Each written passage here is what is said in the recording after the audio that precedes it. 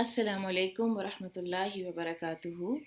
नहमदुहु व नुसल्ली अला रसूलिहिल करीम अम्मा बाद फ़अऊज़ु बिल्लाहि मिनश शैतानिर रजीम बिस्मिल्लाहिर रहमानिर रहीम रब्बिश्रह ली सदरी व यस्सिर ली अमरी वहलुल उक़दतम मिन लिसानी यफ़क़हू क़ौली रब्बि ज़िदनी इल्मा अल्लाहुम्मा फ़क़्क़िहना फ़िद्दीन अल्लाहुम्मा इन्नी अस्अलुका ईमानन ला यर्तद व नईमन ला यनफ़द व मुराफ़क़त मुहम्मदिन सल्लल्लाहु अलैहि वसल्लम फ़ी आला जन्नतिल ख़ुल्द आमीन या रब्बल आलमीन। इंशाअल्लाह आज हम सूरतुल आराफ आयत नंबर 26 से शुरू करेंगे। हमने पढ़ा था कि आदम अलैहिस्सलाम और हव्वा अलैहिस्सलाम को अल्लाह सुब्हानहू व तआला ने जब जन्नत में भेजा तख्लीक के बाद, और वो सारा जो हो चुका कि शैतान ने अपनी दुश्मनी का सारा ऐलान भी किया, और फिर उसके बाद अल्लाह सुब्हानहू व तआला ने जन्नत में भेजा और साथ फरमाया कि सारी जन्नत जो है वो तुम्हारे लिए जायज़ और हलाल है, सिवाय इस एक दरख्त के, इसके करीब मत जाना। और शैतान उनको बहकाता बहकाता वसवसा डालता डालता तो अपने ढब पर ले आया, और बिलाखिर जब उन्होंने वो फ्रूट खा लिया या जो भी उन्होंने उस दरख्त से चखा खाया, तो उनके सतर उनके लिए खुल गए। तो हमने देखा कि शैतान का जो पहला अवलीन हमला है इंसान के ऊपर, वो है उसके हलाल और हराम खाने के थ्रू, और उसका जो असरात हैं, सबसे पहला जो उसका मुहाज है वो ये है कि इंसान के सतर एक दूसरे पर खुल जाएं। तो इसीलिए फिर अल्लाह सुब्हानहू व तआला ने आगे लिबास के हवाले से आयात नाजिल फरमाई कि लिबास तो अल्लाह ताला की एक नेमत है, अल्लाह ताला की एक रहमत है जो उसने बनी आदम के लिए नाजिल किया है, जो उसने हमारे लिए तख्लीक किया, हमारी फितरत के अंदर रखा अपने आप को कवर करना। और अब देखिए कि अल्लाह ताला ने तो हर चीज़ को लिबास में पैदा किया है। आप फ्रूट्स देख लीजिए, आप सब्जियां देख लीजिए, कोई भी इस तरह से अपने अंदर का जो जौहर है, एसेंस है, और जो खूबियां हैं वो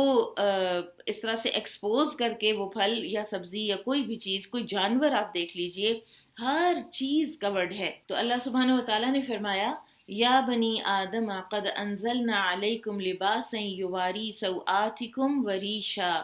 ए बनी आदम, बेशक हमने तुम पर ऐसा लिबास नाजिल किया जो तुम्हारी शर्मगाहें छुपाता है और जीनत का बाइस है, और परहेजगारी का लिबास बहुत बेहतर। तो अल्लाह ताला ने जो लिबास हम पर नाजिल फरमाया उसके दो मकासद मेन हैं। एक तो ये कि इंसान का सतर छुपाए, और दूसरे इंसान की जीनत का बाइस बने। और जब कोई भी लिबास ये ज़रूरियात पूरी नहीं करता तो फिर वो अपना मकसद खो बैठता है, और वो फिर उस डेफिनेशन पर पूरा नहीं उतरता कि जो बाकायदा लिबास की डेफिनेशन है जो अल्लाह सुब्हानहू व तआला ने हमारे लिए नाजिल किया था। तो लिबास के लिए ये है कि एक तो ये कि वो सातिर होना चाहिए, और दूसरे ये कि ऐसा ना हो कि जो शफ़ाफ़ हो, और ऐसा ना हो कि जो वसाफ़ हो, यानी ऐसा ना हो कि जो ट्रांसपेरेंट हो कि अंदर से इंसान का जिस्म झलके, और दूसरे ये कि इतना टाइट ना हो कि जो इंसान के सारा फिगर जो है वो उससे नज़र आ रहा हो। तो ये उसके सातिर होने के मनाफी हैं ये दोनों चीज़ें। और फिर दूसरे जीनत का बाइस है। लिबास कैसा भी हो, चाहे वो बहुत कीमती ना हो, चाहे वो बहुत ऐसे बना संवरा हुआ ना हो, फिर भी वो जो कुछ भी हो वो इंसान को खूबसूरत ही बनाता है। अगर वो इंसान के मुताबिक है, सिला हुआ है, तो वो इंसान के लिए जीनत का बायस बनता है, क्योंकि वो उसके ऐब छुपा लेता है। जिस्म के ऊपर अगर कोई ऐब है तो वो छुप जाता है लिबास में। फिर इसी तरह से कोई इंसान की ऐसी जो इंसान के सतर वाली जो जगहें हैं उनको छुपाकर उसको जीनत का बाइस बनता है उस इंसान की। फिर अल्लाह सुब्हानहू व तआला ने फरमाया और परहेजगारी का लिबास बहुत बेहतर है। इसमें ये बयान किया जाता है कि इस्लाम से पहले दौर जाहिलियत में अरब के जो बुत परस्त थे वो बरहना हालत में काबा का तवाफ़ करते। फिर जब इस्लाम गालिब आया और मक्का फ़तह हो गया तो इन बुत परस्तों और मुशरिकीन को मक्का में सूरह तौबा के ख़ास तौर पर नुज़ूल के बाद ان کو مکہ میں داخل ہونے سے منع کر دیا گیا اور سب کو برہنہ حالت میں طواف کرنے سے نبی صلی اللہ علیہ وسلم نے روک دیا اللہ تعالیٰ کے حکم سے۔ اور پھر اسی طرح سے پرہیزگاری کا لباس سے یہ مراد بھی لی گئی ہے کہ کوئی بھی انسان جب کوئی اس طرح اللہ تعالیٰ اس کو کچھ دیتے ہیں، کوئی نعمتیں دیتے ہیں، وہ کوئی لباس زیب تن کرتا ہے، تو اس کے بعد یہ نہیں کہ اس کے اندر دل میں کوئی بڑائی آ جائے کہ اب میں اگر یہ کچھ پہن سکتا ہوں یا میں اگر یہ کچھ بن گیا ہوں تو جو میرے ارد گرد کے لوگ ہیں تو وہ تو حقیر ہیں۔ تو انسان کے دل میں جو تقویٰ کا لباس ہے وہ بہرحال ہر اس لباس سے بہتر ہے کہ جو انسان پہنتے ہیں۔ ایک لباس کے حوالے سے ایک حدیث میں نبی صلی اللہ علیہ وسلم نے فرمایا کہ جہنمیوں کی 2 قسمیں ہیں جو میں نے ابھی تک نہیں دیکھیں، وہ جن کے پاس بیل کی طرح کے کوڑے ہوں گے جن سے وہ لوگوں کو ماریں گے، یعنی ظالم حکمران، اور دوسری وہ عورتیں جو کپڑے پہننے کے باوجود برہنہ ہوں، مائل ہونے والی، دوسروں کو اپنی طرف مائل کرنے والی، ان کے سر اونٹ کی کوہان کی طرح ہیں۔ پھر فرمایا ایسی عورت جنت میں داخل نہ ہوگی اور نہ ہی جنت کی خوشبو پائے گی۔ تو اللہ تعالیٰ ہمیں معاف کرے اس کیٹیگری میں آنے سے، خصوصاً جب آتی ہیں گرمیاں اور پھر انسان ایک سائیکولوجیکل اس بوجھ کا شکار ہو جاتا ہے کہ شاید گرمی بہت ہے تو کسی لان کے سوٹ کے نیچے سلپ میں نہیں پہنتی تو اس سے جسم جھلک رہا ہوتا ہے، حالانکہ یہ گرمی بھی جو ہے نا یہ ریلیٹیو ہوتی ہے اور ہمیں ایک حد تک لگتی ہے، اور ایک حد تک ہمارا اپنا نفسیاتی جو ہمارا سارا ذہن ہے نا وہ اس کو ہمارے اوپر طاری کیے رکھتا ہے کہ بہت گرمی ہے۔ اسی طرح سے عبایا کا معاملہ ہے کہ عبایا بھی ظاہر ہے کہ گرمیوں کے موسم میں اس کا جو میٹیریل ہے وہ ذرا تھوڑا سا ہلکا ہوگا، لیکن اس کا یہ مطلب نہیں ہے کہ اگر ہم عبایا پہن لیں گے تو ہمیں کوئی بہت زیادہ کوئی خدا نخواستہ کوئی آگ لگے گی یا ایسی کوئی گرمی لگے گی۔ تو یہ بات ساری عادت کی ہوتی ہے، تو ہمیں اپنے اس چیز کا خیال رکھنا چاہیے کہ اللہ تعالیٰ کو کیا چیز پسند ہے اور اللہ تعالیٰ کس بات سے خوش ہوتے ہیں، نہ کہ یہ کہ اپنا وقتی آرام اور اپنے صرف سائیکولوجیکل کوئی جو اپنی تھاٹس اور فیلنگز ہیں ان کو ہی ہم سیٹسفائی کرتے رہ جائیں۔ تو ہمیں اپنے لباس کا جو ہم ظاہری پہنتے ہیں اور جو کچھ ہمارے باطن میں ہے دونوں ہی بہت ان کا خیال کرنا چاہیے۔ آپ دیکھیے حج کے معاملے میں اللہ سبحانہ وتعالیٰ نے فرمایا تھا کہ زادرہ ساتھ لے لیا کرو اور بہترین زادرہ تقویٰ ہے۔ یہاں لباس ہے تو لباس کے بارے میں فرمایا کہ لباس تمہارا ساتر بھی ہوتا ہے، زینت کا باعث بھی ہے، لیکن لباس التقویٰ ذالک خیر، یعنی جہاں کہیں بھی کوئی میٹیریل کسی چیز کی بات آتی ہے کہ ہاں یہ تم استعمال کرو، یہ تم لے سکتے ہو اور یہ ہونی چاہیے تمہارے پاس، لیکن اس کے ساتھ ہی کیونکہ یہ بہرحال دنیاوی چیزیں ہیں تو ان کو استعمال کرتے کرتے کہیں ایسا نہ ہو کہ تم یہ بھول ہی جاؤ کہ تمہارا اصل فوکس تمہارے دل کی حالت پر ہونا چاہیے اور تمہارے تقویٰ پر ہونا چاہیے۔ یہ اللہ کی نشانیوں میں سے ہے تاکہ لوگ نصیحت حاصل کریں۔ اے بنی آدم، کہیں شیطان تمہیں فتنے میں نہ ڈال دے جس طرح اس نے تمہارے ماں باپ کو جنت سے نکلوایا تھا جب اس نے ان دونوں کا لباس اتروایا تھا تاکہ ان کو ان کی شرمگاہیں دکھا دے۔ یعنی اس کا مین جو کیوں وہ پیچھے پڑا رہا، وہ سمپل نافرمانی نہیں کروانا چاہتا تھا، اس کو یہ پتا تھا کہ اس درخت کے کھانے سے ان کی شرمگاہیں کھلیں گی، وہ چاہتا یہ تھا۔ اور جب یہ کام وہ کر لیتا ہے تو اس کا آدھا کام تو ہو جاتا ہے، باقی تو پھر انسان کا اپنا نفس جو ہے وہ اس کو اس چیز کے اوپر اکساتا رہتا ہے کہ جو حرام ہے، جو غلط ہے۔ جب حیا نہ رہے تو ایک حدیث میں آتا ہے فَاصْنَعْ مَا شِئْتَ، پھر تو کر جو تو چاہے، یعنی پھر جو انسان گناہ ہر طرح کا کر سکتا ہے جس انسان کے اندر حیا نہ ہو، اور حیا دراصل وہ فطری انہیبیشن ہے جو انسان کو گناہ کی طرف جانے سے روکتی ہے۔ بے شک وہ اور اس کا قبیلہ تمہیں دیکھتا ہے جہاں سے تم انہیں نہیں دیکھ سکتے۔ یہ شیطان کو اللہ تعالیٰ نے دے رکھا ہے وصف کہ وہ انسانوں کو دیکھتا ہے جہاں سے انسان اس کو نہیں دیکھ سکتے۔ ایک صحابی تھے جو نبی صلی اللہ علیہ وسلم کے پاس آئے اور انہوں نے عرض کی کہ یا رسول اللہ صلی اللہ علیہ وسلم ایسا وسوسہ آتا ہے کہ دل چاہتا ہے کہ ہم اپنے آپ کو جلا ڈالیں۔ تو آپ صلی اللہ علیہ وسلم نے فرمایا کہ الحمدللہ الذی رد کیدہ الی الوسوسہ، کہ شکر اور تعریف اس ذات کی کہ جس نے شیطان کی ساری جو پلاننگ اور ساری کی ساری چال ہے اس کو وسوسے تک ریڈیوس کر دیا. شیطان وسوسے کے علاوہ کچھ کر ہی نہیں سکتا. اور ہمارا، جیسے میں نے کل بھی کہا تھا، کہ ہمارا تعوذ پڑھنا اور ایک پھونک مارنا ہی اس کی ساری جو یہ قید الشیطان ہے، جو اس کی چال ہے، اس کو دور کر دیتا ہے. بے شک ہم نے شیطانوں کو ان لوگوں کے دوست بنا دیا جو ایمان نہیں لاتے، اور جب وہ کوئی بے حیائی کا کام کرتے ہیں تو کہتے ہیں ہم نے اپنے باپ دادا کو یہی کرتے پایا اور اللہ نے ہمیں اس کا حکم دیا ہے. اے نبی صلی اللہ علیہ وسلم، آپ کہہ دیجئے اللہ قطعاً بے حیائی کا حکم نہیں دیتا. کیا تم اللہ کے ذمے ایسی باتیں لگاتے ہو جو تم نہیں جانتے؟ کہہ دیجئے، یعنی یہ جو برہنہ طواف کرتے تھے تو کہتے تھے کہ ہمارے باپ دادا یہی کرتے آئے ہیں اور بس اسی کا ہمیں حکم ہے. تو آپ کہہ دیجئے کہ اللہ بے حیائی کا حکم دے سکتا ہے بھلا کہ میرے گھر کے گرد برہنہ طواف کرو؟ اور یہ جو قریش تھے یہ کہا کرتے تھے کہ کیونکہ ہم جو ہیں ہم قریش ہیں، ہم سپیریئر ہیں، اور ہمارے جو ارد گرد کے قبائل کے لوگ آتے ہیں نا تو وہ کیونکہ گنہگار ہوتے ہیں تو یہ برہنہ طواف کریں اور یا ہم سے کپڑے لے لیں. ہم دیں گے، کوئی ہمارے کپڑے پہنے گا تو ٹھیک ہے، ورنہ وہ برہنہ طواف کریں گے، کیونکہ جس لباس میں یہ ساری زندگی گناہ کرتے رہے ہیں تو گناہ والے لباس کے ساتھ طواف تو نہیں کیا جا سکتا. تو یہ نہیں کہ گناہ چھوڑ دو، بلکہ یہ ہے کہ کچھ دیر کے لیے وہ کپڑے ہی اتار دو. کتنا یہ ایک حیا سوز، کتنا یہ قبیح اور فحش کام تھا جو یہ لوگ کیا کرتے تھے. کیا تم اللہ کے ذمے ایسی باتیں لگاتے ہو جو تم نہیں جانتے؟ کہہ دیجئے میرے رب نے انصاف کرنے کا حکم دیا ہے، اور یہ کہ ہر نماز کے وقت اپنے منہ سیدھے قبلہ رخ کر لو اور خالص اسی کی اطاعت کرتے ہوئے اسی کو پکارو، جیسے اس نے تمہیں پہلے پیدا کیا ویسے ہی تم اس کی طرف لوٹو گے.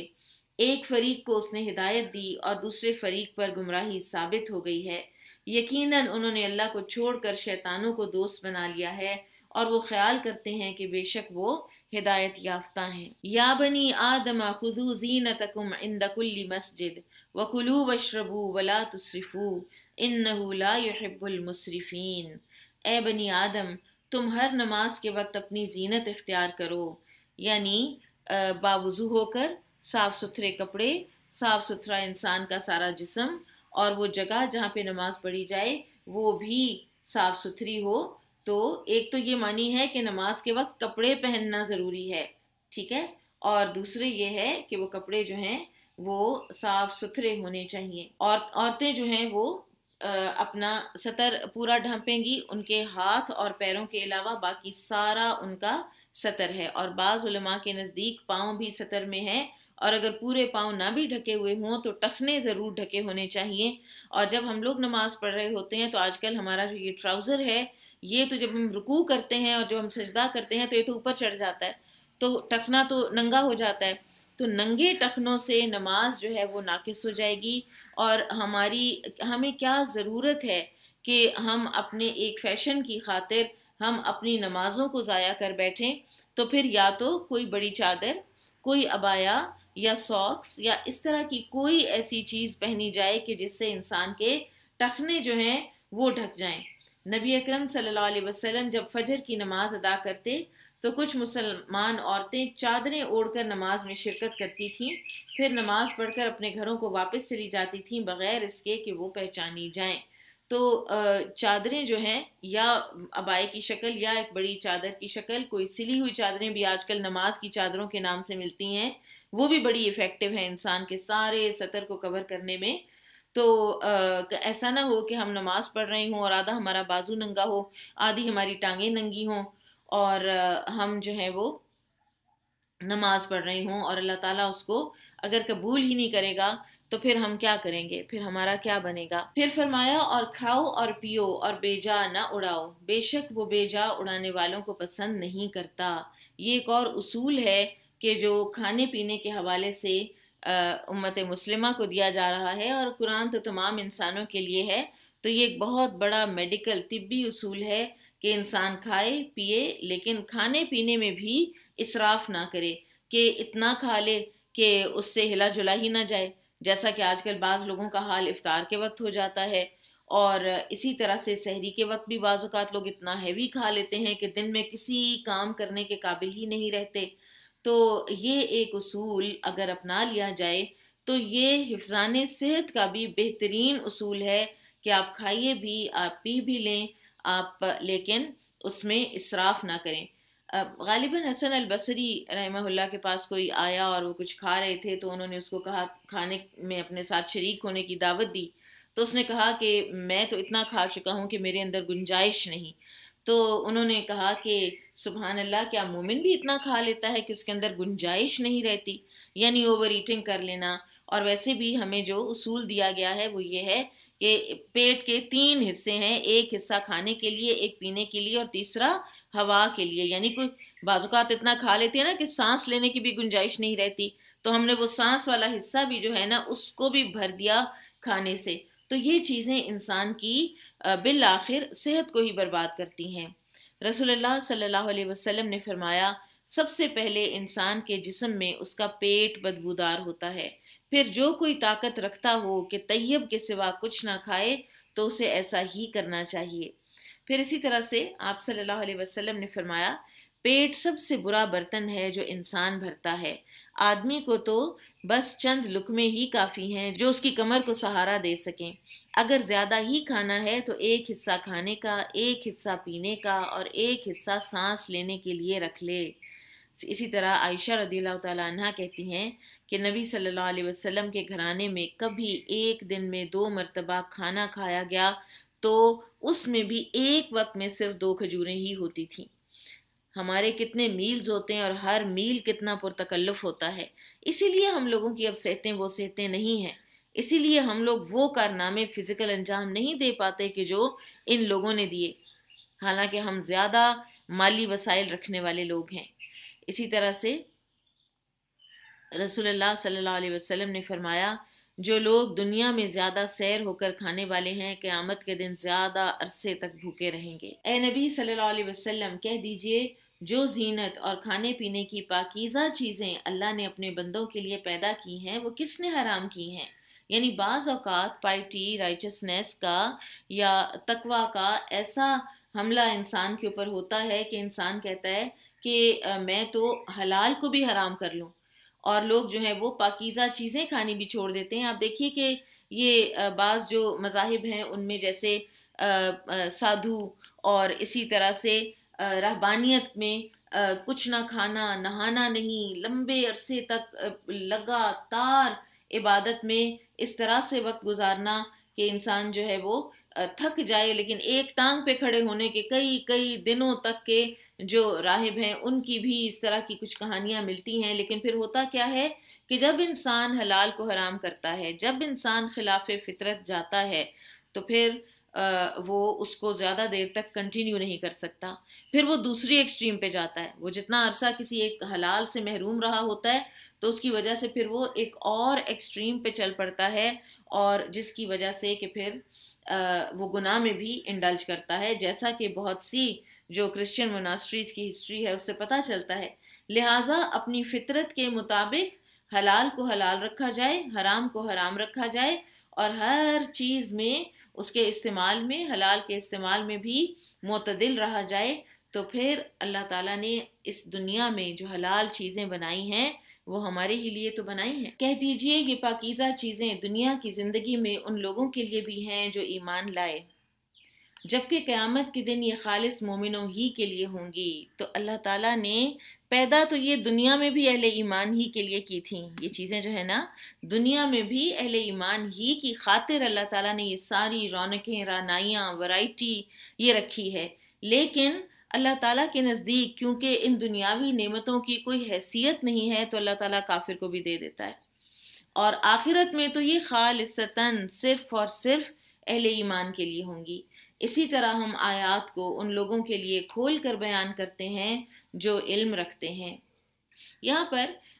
پیچھے ایک بات ہوئی تھی، ذرا سی اس کو تھوڑی سی اور دیکھ لیجئے کہ ہر نماز کے وقت اپنی زینت اختیار کرو. تو جو عبداللہ بن عمر رضی اللہ تعالیٰ عنہ روایت کرتے ہیں کہ نبی صلی اللہ علیہ وسلم نے فرمایا، جب کوئی نماز پڑھے تو وہ 2 کپڑے پہن لیا کرے، کیونکہ اللہ تعالیٰ اس بات کا زیادہ حقدار ہے کہ اس کے لیے زینت اختیار کی جائے۔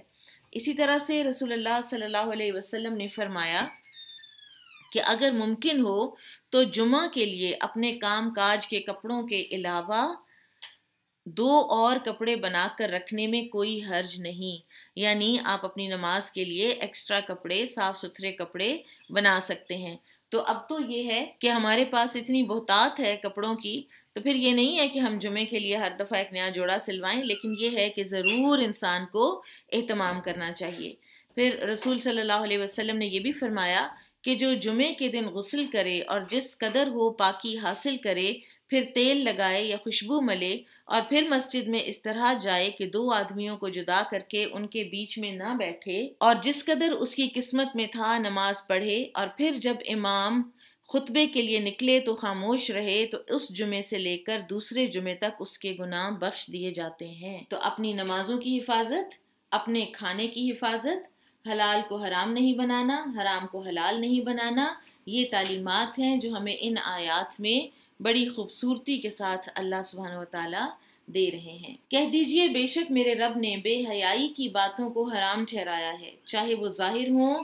یا چھپی ہوئی، اور گناہ کو اور ناحق ظلم کو بھی، اور یہ بھی حرام ہے کہ تم اللہ کے ساتھ اس چیز کو شریک ٹھہراؤ جس کی اس نے کوئی دلیل نہیں اتاری، اور یہ بھی حرام ہے کہ تم اللہ کے متعلق وہ باتیں کہو جو تم نہیں جانتے، اور ہر امت کے لیے ایک وقت مقرر ہے، تو جب ان کا مقررہ وقت آ جائے گا تو وہ اس سے لمحہ بھر پیچھے ہوں گے اور نہ آگے ہوں گے۔ اے بنی آدم، اگر تمہارے پاس تم میں سے رسول آئیں جو تمہارے سامنے میری آیتیں بیان کریں، تو جنہوں نے پرہیزگاری اختیار کی اور اپنی اصلاح کر لی تو ان پر کوئی خوف نہ ہوگا اور نہ وہ غمگین ہوں گے، اور جن لوگوں نے ہماری آیتوں کو جھٹلایا اور ان سے تکبر کیا، وہی لوگ دوزخی ہیں، وہ اس میں ہمیشہ رہیں گے۔ چنانچہ اس شخص سے بڑا ظالم کون ہے جس نے اللہ کے بارے میں جھوٹ گھڑا یا اس کی آیات کو جھٹلایا؟ یہی لوگ ہیں جن کا لکھا ہوا نصیب انہیں مل جائے گا، یہاں تک کہ ان کے پاس جب ہمارے فرشتے پہنچیں گے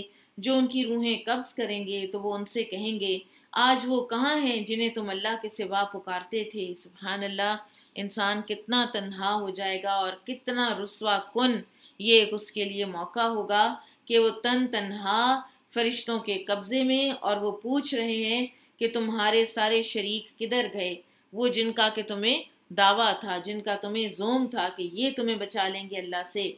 ایک دفعہ میں نے ایک کتاب پڑھی تھی جس میں یہ لکھا تھا، جس کے بالکل پہلا جو صفحہ تھا نا، اس کے اوپر جو بھی وہ صاحب تھے انہوں نے یہ لکھا ہوا تھا جن کا یہ کلیم تھا کہ میں بچاؤں گا لوگوں کو قیامت کے دن اللہ کے عذاب سے، تو اس کے اوپر انہوں نے لکھا ہوا تھا، میں نے خود اپنی آنکھوں سے یہ جملہ پڑھا کہ جس نے آج دنیا میں میرے جوتے بھی سیدھے کیے تو میں قیامت کے دن اس کی سفارش کروں گا۔ تو اللہ تعالیٰ ایسے انسانوں سے جو اس طرح کے لوگوں کی باتوں میں آ کر اللہ تعالیٰ کے ساتھ ان کو شریک ٹھہراتے ہیں، تو اللہ تعالیٰ ضرور پوچھے گا کہ کہاں ہے وہ شریک جنہیں تم اللہ کے سوا پکارتے تھے؟ وہ جواب دیں گے وہ ہم سے کھو گئے، اور وہ اپنے خلاف گواہی دیں گے کہ بے شک وہ کفر کرنے والے تھے۔ قال ادخلوا فی امم قد خلت من قبلکم من الجن والانس فی النار، اللہ فرمائے گا تم ان امتوں کے ساتھ آگ میں داخل ہو جاؤ جو جنوں اور انسانوں میں سے تم سے پہلے گزر چکی ہیں۔ جب بھی ایک امت آگ میں داخل ہوگی تو وہ اپنے جیسی دوسری امت کو لعنت ملامت کرے گی، اپنے جیسی دوسری امت کو لعنت ملامت کرے گی، یہاں تک کہ جب اس میں وہ سب اکٹھے ہوں گے تو ان کی دوسری جماعت ان کی پہلی جماعت کے بارے میں کہے گی اے ہمارے رب، ان لوگوں نے ہمیں گمراہ کیا تھا، لہٰذا تو انہیں آگ کا دگنا عذاب دے۔ یعنی جن لوگوں کی پوجا پاٹ میں اور جن لوگوں کی خوشامد میں اور جن لوگوں کو اتنا جو ان کو بڑھایا چڑھایا اس دنیا میں، نظریں نیازیں ہر چیز ان کے لیے تھی، تو قیامت کے دن وہی کہیں گے کہ ان کو دگنا عذاب دے کیونکہ انہوں نے ہمیں بہکایا تھا۔ تو اللہ فرمائے گا تم میں سے ہر ایک کے لیے دگنا عذاب ہے مگر تم نہیں جانتے، اور ان کی پہلی جماعت ان کی دوسری جماعت سے کہے گی تمہیں ہم پر کوئی فضیلت حاصل نہیں، چنانچہ تم اس کے بدلے میں عذاب کا مزہ چکھو جو کچھ تم کماتے رہے تھے۔ بے شک جن لوگوں نے ہماری آیات کو جھٹلایا اور ان سے تکبر کیا، ان کے لیے آسمان کے دروازے نہیں کھولے جائیں گے، آسمان کے دروازے نہیں کھولے جائیں گے، اور نہ وہ جنت میں داخل ہوں گے یہاں تک کہ اونٹ سوئی کے ناکے میں گھس جائے، اور ہم مجرموں کو اسی طرح بدلا دیتے ہیں۔ جو اللہ تعالیٰ کی آیات کو پورے ڈیفائنس کے ساتھ جھٹلاتے ہیں، ان کو حقیر سمجھ کر جھٹلاتے ہیں، تو ان کے لیے آسمان کے دروازے نہیں کھولے جاتے۔ ایک طویل حدیث میں ہمیں پتہ چلتا ہے کہ جب ایک مومن کی جان قبض کرنے کے لیے فرشتے آتے ہیں تو وہ حد نگاہ تک وہ فرشتے ہوتے ہیں، اور وہ ریشم کا کفن لے کر آتے ہیں، اور اس کی جان ایسے نکل جاتی ہے کہ جیسے مشکیزے کا منہ کھولا جائے تو اس میں سے ایک دم پانی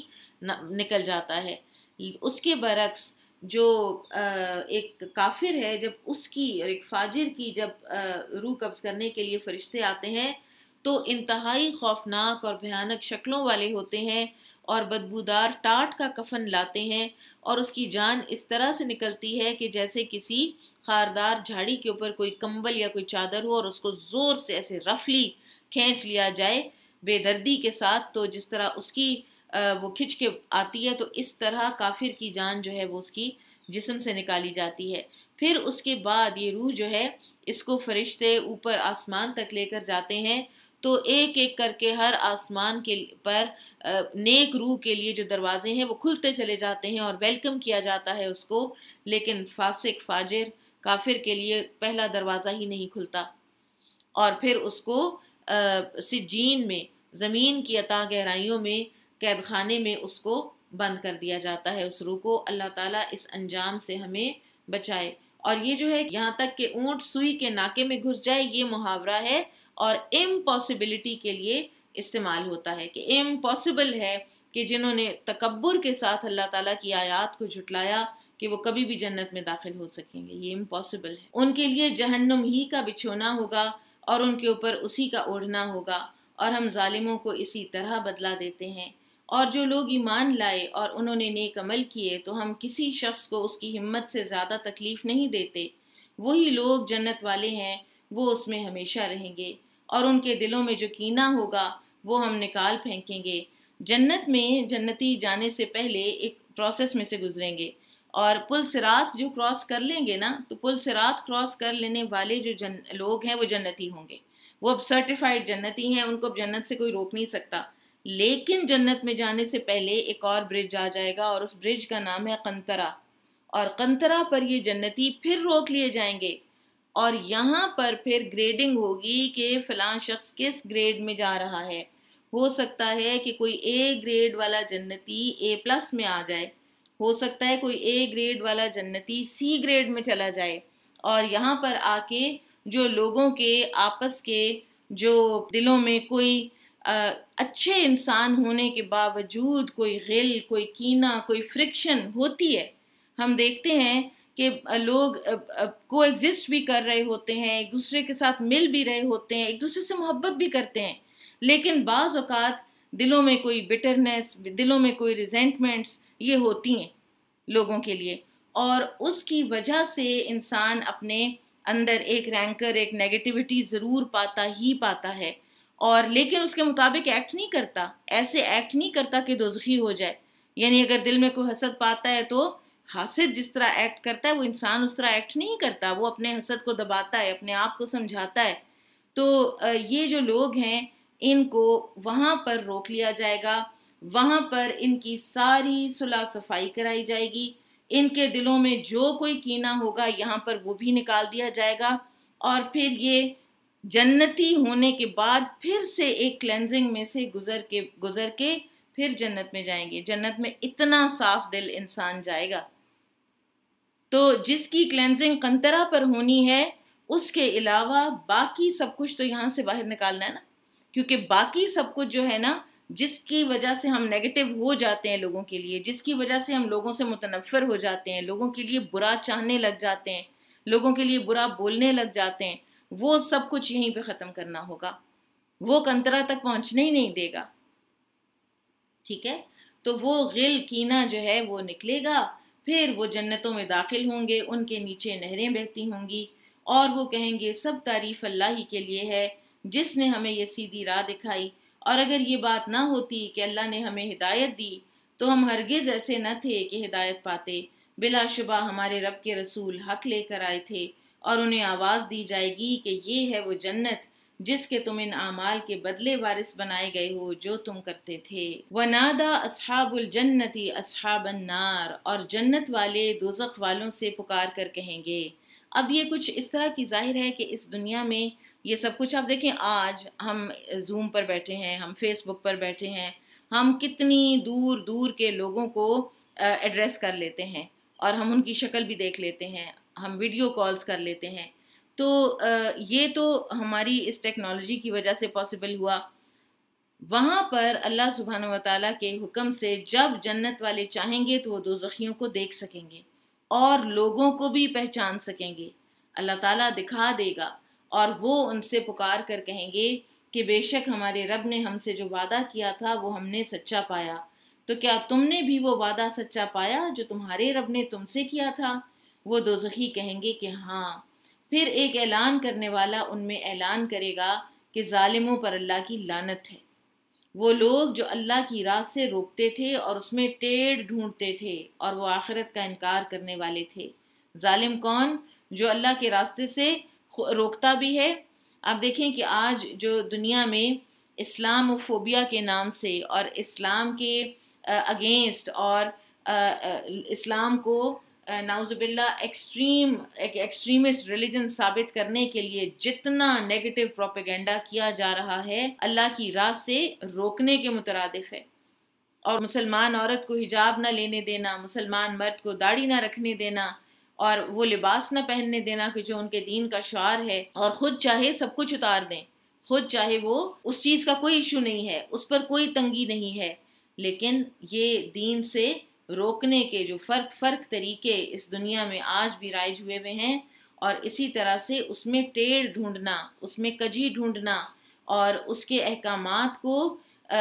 پر اعتراضات کرنا اور ان کی اپنی طرف سے ایک لاجک نکال کے دکھانا اور پھر آخرت کا انکار کرنا۔ دراصل آخرت کا انکار کرنے والے ہی اتنی جرت رکھتے ہیں کہ وہ اللہ کے راستے سے روکیں اور دین میں سے ٹیڑھ تلاش کریں، تو ان لوگوں پر اللہ کی اس دن لعنت ہوگی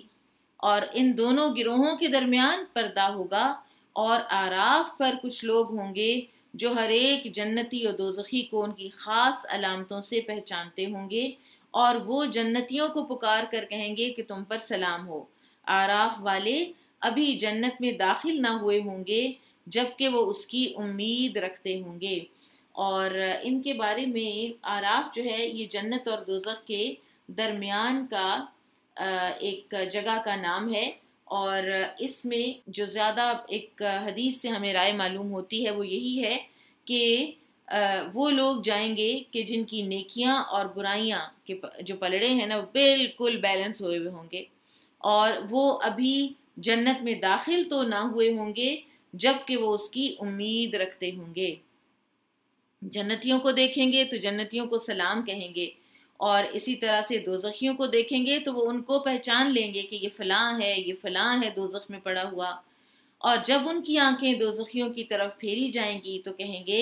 اے ہمارے رب تو ہمیں ظالم لوگوں کے ساتھ نہ کرنا، کیونکہ کہا جاتا ہے کہ ان کا جو حساب کتاب ہے وہ عرصہ محشر تک پینڈنگ ہوگا، یعنی وہ جو 50,000 سال ہیں یہ اعراف میں یہ بیٹھے سارا دیکھ رہے ہوں گے کہ کوئی جنت میں جا رہا ہے، کوئی جہنم میں جا رہا ہے، اور یہ ساتھ ساتھ اپنے لیے دعائیں کر رہے ہوں گے کہ یا اللہ ہمیں ظالم لوگوں کے ساتھ نہ کرنا۔ اور اعراف والے کچھ ایسے لوگوں کو پکاریں گے جنہیں وہ ان کی خاص علامتوں سے پہچانتے ہوں گے، وہ کہیں گے کہ تمہیں تمہارے گروہ نے کوئی فائدہ نہ دیا اور نہ اس تکبر نے فائدہ دیا جو تم کرتے تھے۔ کیا یہی وہ لوگ ہیں جن کے بارے میں تم قسمیں کھاتے تھے کہ اللہ ان پر رحمت نہیں کرے گا؟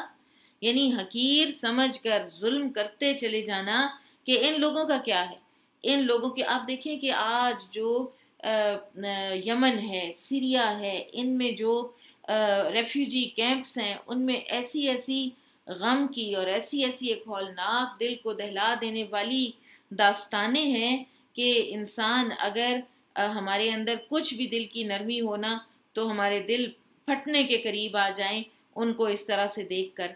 تو یہ سب کچھ کیوں ہوتا ہے؟ یہ سب کچھ تبھی ہوتا ہے نا کہ جب ایک کوئی رجیم یا ایک کوئی انسان، کوئی ایک ڈکٹیٹر یہ سوچ رہا ہوتا ہے کہ ان لوگوں کا کیا ہے، ان لوگوں کو یہ دے ڈیزرو دس، اور اس کو بحیثیت انسان ایک دوسرے انسان کی تکلیف نظر نہیں آ رہی ہوتی۔ اور جنتی تو وہ لوگ ہیں کہ نبی صلی اللہ علیہ وسلم نے فرمایا، ایک حدیث کا مفہوم ہے کہ رقیق القلب انسان جو دوسروں کی تکلیف دیکھے تو اس کو تکلیف ہو، وہ اپنے آپ کو اس جگہ پہ رکھ کے دیکھے، اس کو آنسو آئیں، اس کا دل تڑپے کسی کے لیے، تو پھر وہ ظلم نہیں کرے گا دنیا میں۔ پھر وہ کیسے تکبر کے ساتھ کسی دوسرے کو اتنا اپریس کر سکتا ہے؟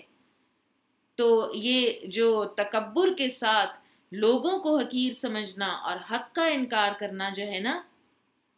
یہی تو ہے جو انسان سے دنیا میں اتنے بڑے بڑے ظلم کروا لیتا ہے۔ تو ان سے وہ کہیں گے، اعراف والے ان متکبر جہنمیوں سے، کیا یہی وہ لوگ ہیں جن کے بارے میں تم قسمیں کھاتے تھے کہ اللہ ان پر رحمت نہیں کرے گا؟ ان سے تو کہہ دیا گیا ہے کہ تم جنت میں داخل ہو جاؤ، تم پر کوئی خوف نہیں اور نہ تم غمگین ہوگے۔ یعنی وہ کہیں گے کہ دنیا میں تو تم ان کو اتنا حقیر سمجھتے تھے، بالکل ایسے جیسے نبی صلی اللہ علیہ وسلم کو یہ کافر آ کے کہتے تھے کہ آپ کے پاس یہ کیا، جس کو کہتے ہیں نا رف ریف، آپ کے ساتھ یہ کیا نعوذ باللہ ایسے لوگ بیٹھے ہوئے ہیں کہ جن کا نہ کوئی معاشرتی سٹیٹس ہے، اور ہم آپ you expect us to be with them and sit with them and listen to you when they are sitting with you، تو ان کو ہٹائیں۔ تو وہ کہتے تھے کہ اچھا ان کو اللہ نے نبی بنایا ہے، اچھا ایک بنی ہاشم کے یتیم کو اللہ نے نبی بنا دیا ہے۔ اور اسی طرح سے یہ کہ اگر جنت اگر ہے بھی نا، اور اگر حیات بعد الموت ہے بھی، تو وہاں بھی ظاہر ہے کہ ہم اتنے بڑے بڑے چودھری، ہم اتنے بڑے بڑے سردار، تو ہمیں نہیں جنت ملے گی تو کس کو ملے گی پھر؟ تو تم کہتے تھے کہ ان کو جنت نہیں ملے گی، اور یہ یہاں پر جو ایک لوگ ہیں کہ جن کا کوئی سٹیٹس نہیں ہے تو یہ ایسے ہی رہیں گے وہاں پر بھی، تو یہ تو آج جنت کے بادشاہ بنے بیٹھے ہیں۔ تو ان کو تو اللہ تعالیٰ نے کہہ دیا ہے کہ تم پر کوئی خوف نہیں اور نہ تم غمگین ہوگے۔ اور دوزخ والے وہ متکبر جنت والوں کو پکار کر کہیں گے، تم کچھ پانی ہم پر انڈیل دو، یا اس رزق میں سے جو اللہ نے تمہیں دیا ہے کچھ ہمیں عطا کر دو۔ جنتی کہیں گے، بے شک اللہ نے یہ دونوں چیزیں کافروں پر حرام کر دی ہیں۔ جنت کا کھانا اور پینا اب نہیں ملنے لگا، دنیا میں اللہ تعالیٰ نے دے دیا جو دے دیا۔ وہ لوگ جنہوں نے اپنے دین کو کھیل اور تماشا بنا لیا اور انہیں دنیا کی زندگی نے دھوکے میں ڈالے رکھا، چنانچہ آج ہم انہیں اسی طرح بدلہ دیں گے جس طرح انہوں نے اپنی اس دنیا کی ملاقات کو بھلا دیا تھا، اور جیسے کہ وہ ہماری آیتوں کا انکار کرتے تھے۔ جو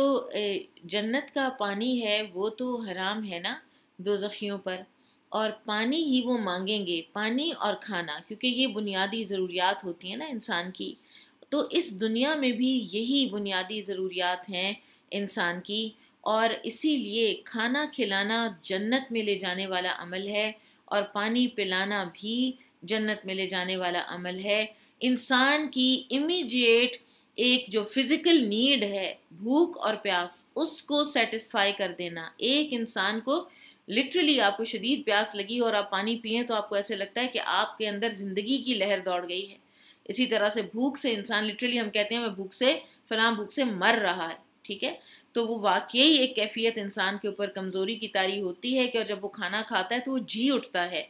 تو کھانا کھلانا اور پانی پلانا یہ جنت میں لے جانے والے اعمال میں سے ہیں۔ اور رمضان میں خاص طور پر بعض اسلاف کہا کرتے تھے کہ رمضان میں 2 کاموں کو لازم کر لو، نمبر 1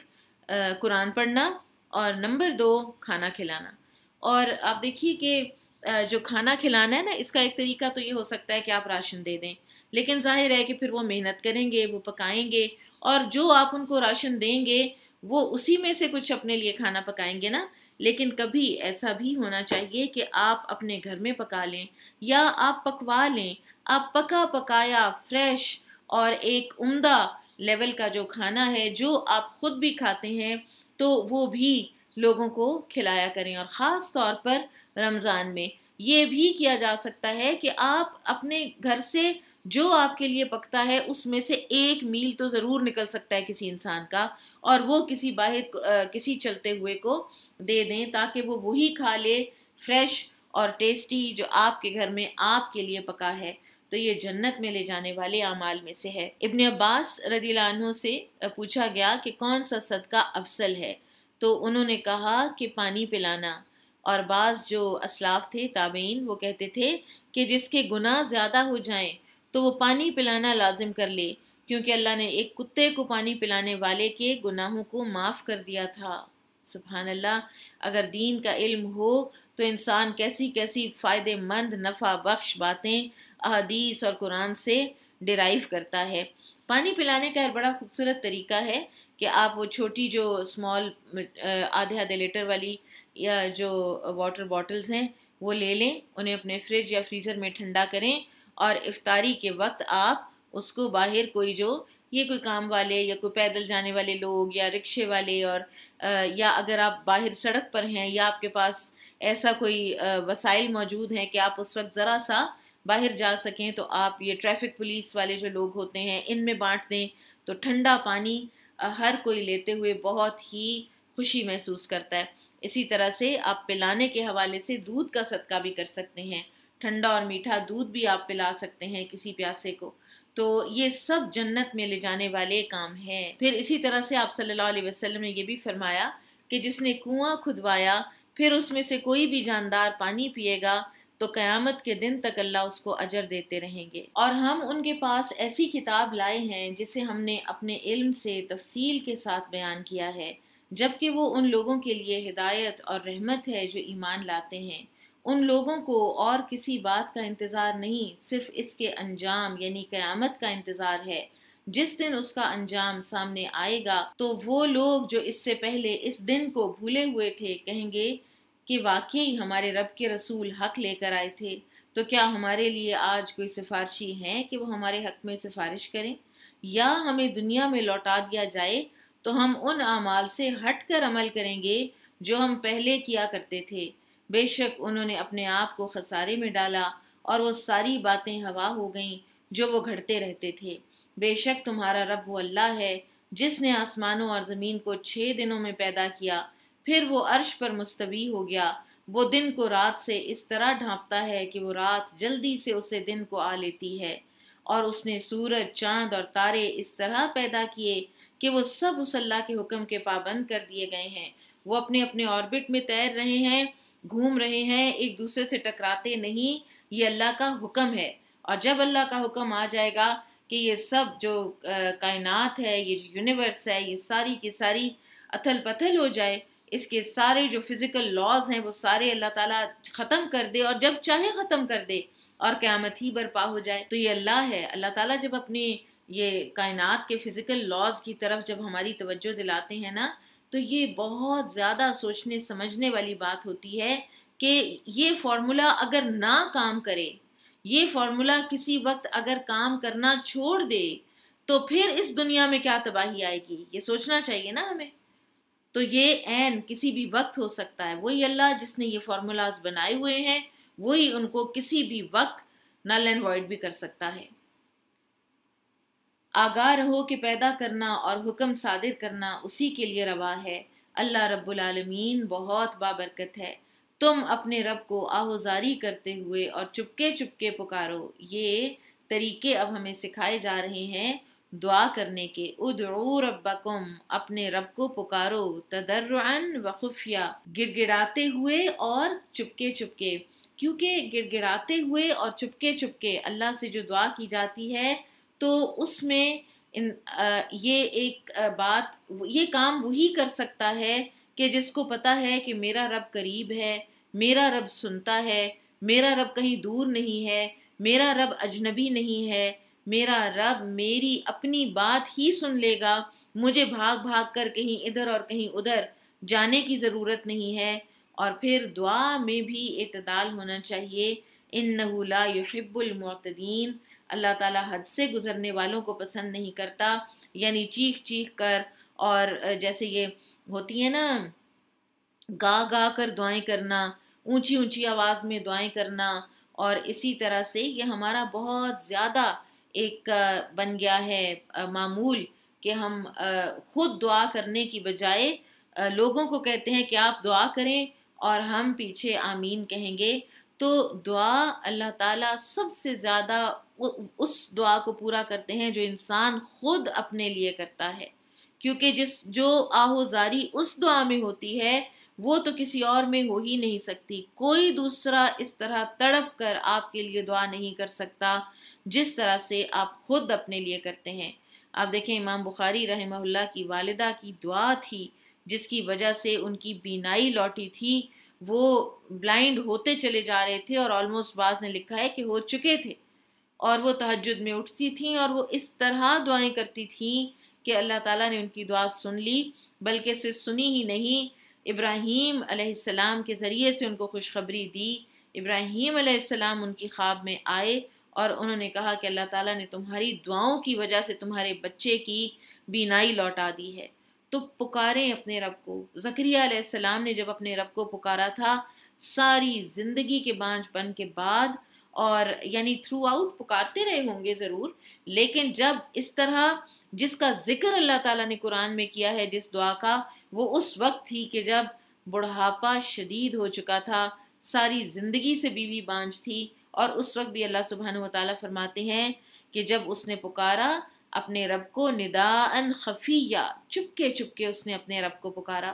تو اپنے رب کو پکارنے کے ایٹیکیٹس جو ہیں وہ ہمیں آنے چاہیے. انہ لا یحب المعتدین، کہ اللہ تعالیٰ حد سے گزرنے والوں کو پسند نہیں کرتا. کہ دعا میں بھی اس طرح سے حد سے گزرنا کہ جو وہ ایٹیکیٹس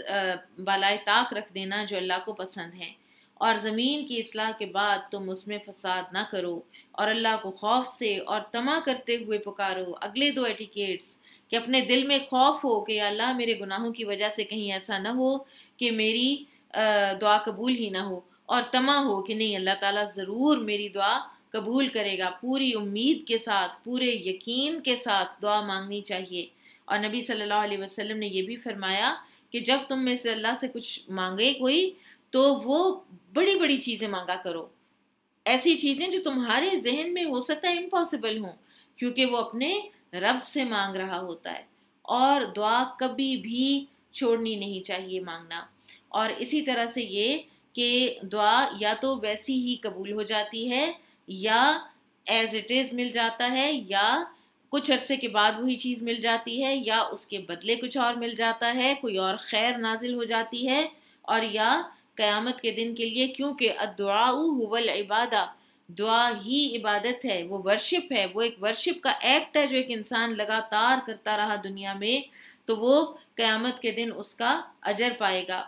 خاص طور پر ان دعاؤں کا کہ جو پھر اس کی دنیا میں قبول نہیں ہوئی تھیں. پھر اسی طرح سے ہے کہ کچھ مواقع ہوتے ہیں کہ جن پر دعا جو ہے وہ قبول زیادہ ہوتی ہے. کچھ ٹائمز ایسے ہوتے ہیں، رمضان میں تو سحر کا وقت انسان اٹھا ہوا ہوتا ہے، وہ تو ہر پورا سال ہر وہ جو سحری کا وقت ہے وہ قبولیت دعا کی گھڑیاں ہوتی ہیں. پھر اللہ تعالیٰ آسمان دنیا پر ہوتے ہیں، پکار رہے ہوتے ہیں. کوئی ہے جو مغفرت کا طلبگار ہو، کوئی ہے جس کو کچھ چاہیے تو وہ مجھ سے مانگے اور میں اس کو دوں. اسی لیے بعض علماء یہ کہتے ہیں کہ اگر آپ کو کوئی چیز بہت ڈیسپریٹلی اللہ تعالیٰ سے چاہیے اور پھر آپ تہجد میں اٹھ کر وہ نہیں مانگتے تو پھر آپ نے پوری طرح سے تو اس کو مانگا ہی نہیں اللہ تعالیٰ سے.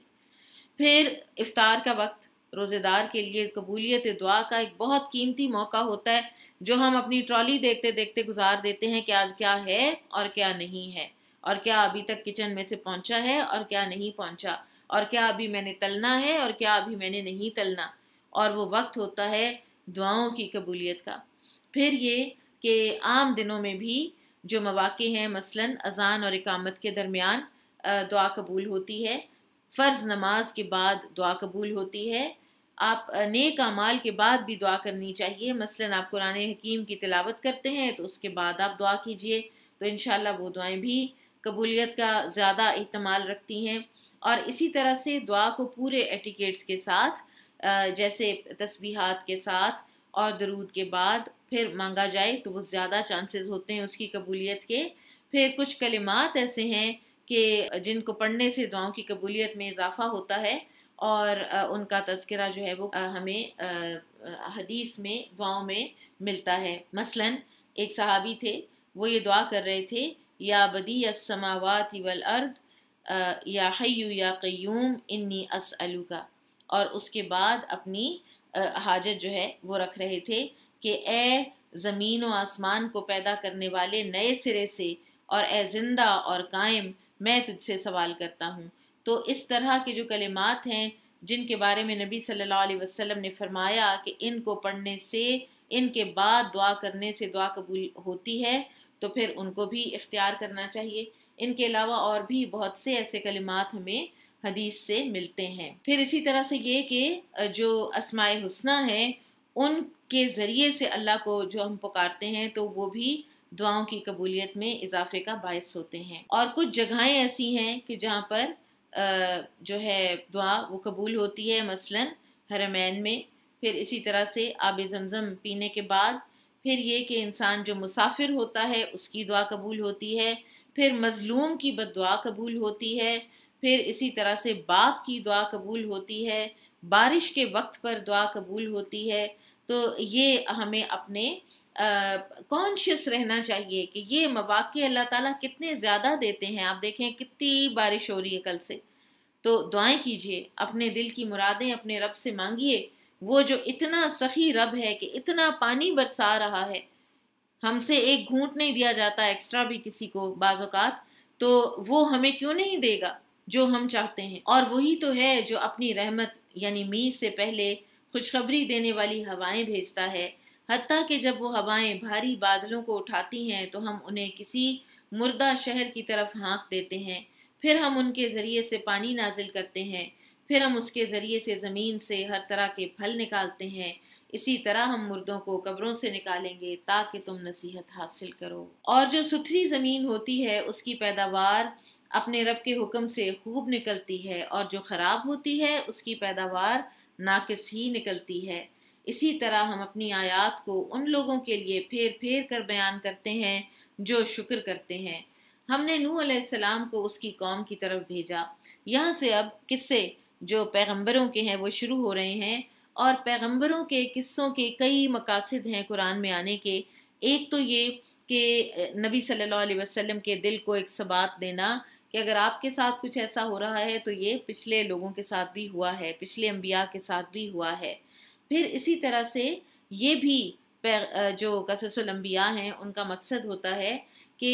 انسان سٹوری ٹیلنگ سے زیادہ سیکھتا ہے، اور سٹوری ٹیلنگ ایک بہت ماڈرن بھی اب ایک طریقہ جو ہے سکھانے کا، سمجھانے کا، وہ یہ ہے کہ کہانی کے ذریعے سے نصیحت کی جائے۔ جیسے نصیحت آموز حکایات ہیں، کہانیاں ہیں، تو یہ تو سچی کہانیاں ہیں، ان سے بڑی سچی کہانیاں تو کوئی ہو ہی نہیں سکتی جن کو کہ اللہ تعالیٰ نے قرآن میں نازل فرما دیا۔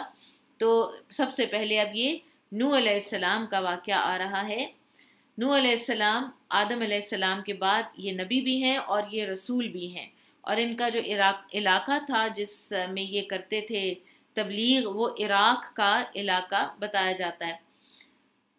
تو ہم نے نوح علیہ السلام کو اس کی قوم کی طرف بھیجا، چنانچہ اس نے کہا اے میری قوم، تم اللہ کی عبادت کرو، اس کے سوا تمہارے لیے کوئی معبود نہیں، بے شک میں تم پر بہت بڑے دن کا عذاب آنے سے ڈرتا ہوں۔ اس کی قوم میں سے بعض سرداروں نے کہا بے شک ہم تو تجھے کھلی گمراہی میں دیکھتے ہیں۔ نوح علیہ السلام نے کہا اے میری قوم، میں گمراہ نہیں ہوں، بلکہ میں تو سب جہانوں کے رب کی طرف سے رسول ہوں۔ میں تمہیں اپنے رب کے پیغامات پہنچاتا ہوں اور تمہاری خیر خواہی کرتا ہوں، اور میں اللہ کی طرف سے وہ باتیں جانتا ہوں جو تم نہیں جانتے۔ کیا تم اس بات پر تعجب کرتے ہو کہ تمہارے پاس تمہارے رب کی طرف سے ایک ایسے آدمی کے ذریعے سے نصیحت آ گئی ہے جو تم ہی میں سے ہے،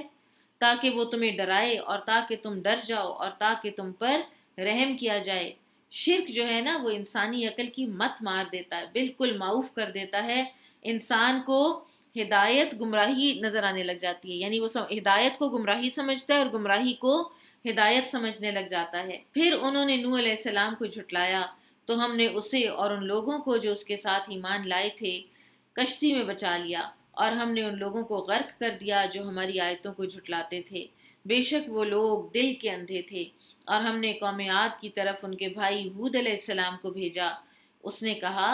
اے میری قوم، یہ عربز تھے، آج جو ہے نا یہ عرب کی سب سے جو قدیم ترین جو ایک قوم ہے، یہ وہ تھے۔ اے میری قوم، تم اللہ کی عبادت کرو، اس کے سوا تمہارے لیے کوئی معبود نہیں، کیا پھر تم ڈرتے نہیں؟ اس کی قوم میں سے کافر چودھری کہنے لگے، بے شک ہم تجھے بے وقوفی میں پڑا دیکھتے ہیں، اور بے شک ہم تجھے جھوٹوں میں شمار کرتے ہیں۔ ہود علیہ السلام نے کہا، اے میری قوم، میں بے وقوف نہیں ہوں، بلکہ میں تو سب جہانوں کے رب کی طرف سے رسول ہوں۔ میں اپنے رب کے پیغامات تمہیں پہنچاتا ہوں، اور میں تمہارا خیرخواہ اور امین ہوں۔ کیا تم اس بات پر تعجب کرتے ہو کہ تمہارے رب کی طرف سے تمہارے پاس ایک ایسے آدمی کے ذریعے سے نصیحت آئی ہے جو تمہی میں سے ہے، تاکہ وہ تمہیں ڈرائے؟ اور یاد کرو جب اس نے قوم نوح کے بعد تمہیں زمین میں ایک دوسرے کا جانشین بنایا اور تمہیں قد و قامت میں بڑھایا، لہٰذا تم اللہ کی نعمتیں یاد کرو تاکہ تم فلاح پاؤ۔ انہوں نے کہا، کیا تو ہمارے پاس اس لیے آیا ہے کہ ہم ایک اکیلے اللہ کی عبادت کریں اور انہیں چھوڑ دیں جن کی ہمارے باپ عبادت کرتے تھے؟ یعنی سب سے بڑی جو ان کے پاس دلیل ہوتی ہے وہ کیا ہوتی ہے کہ ہمارے رسم و رواج یہی چلے آ رہے ہیں، ہمارے آباء و اجداد یہی کچھ کرتے تھے۔ یعنی ساری گمراہی کی بنیاد اگر آباء و اجداد کی تقلید ہے تو پھر انسان اس کو چھوڑ کیوں نہیں دیتا جب حق آ جاتا ہے؟ اس لیے کہ انسان کے اپنے انٹرسٹ اسی میں ہوتے ہیں۔ انسان کی اپنی وفاداریاں اپنے آباء و اجداد کے ساتھ اگر اتنی ہیں تو پھر آباء و اجداد کے جیسے مکانوں میں رہیں، آباء و اجداد کی طرح کے سادہ سمپل کھانے کھائیں، پھر سارا کچھ وہی کریں نا، دنیاوی لحاظ سے بھی وہی کچھ کریں جو آباء و اجداد کرتے تھے۔ اس سے آگے کیوں بڑھتے ہیں تہذیب اور تمدن میں؟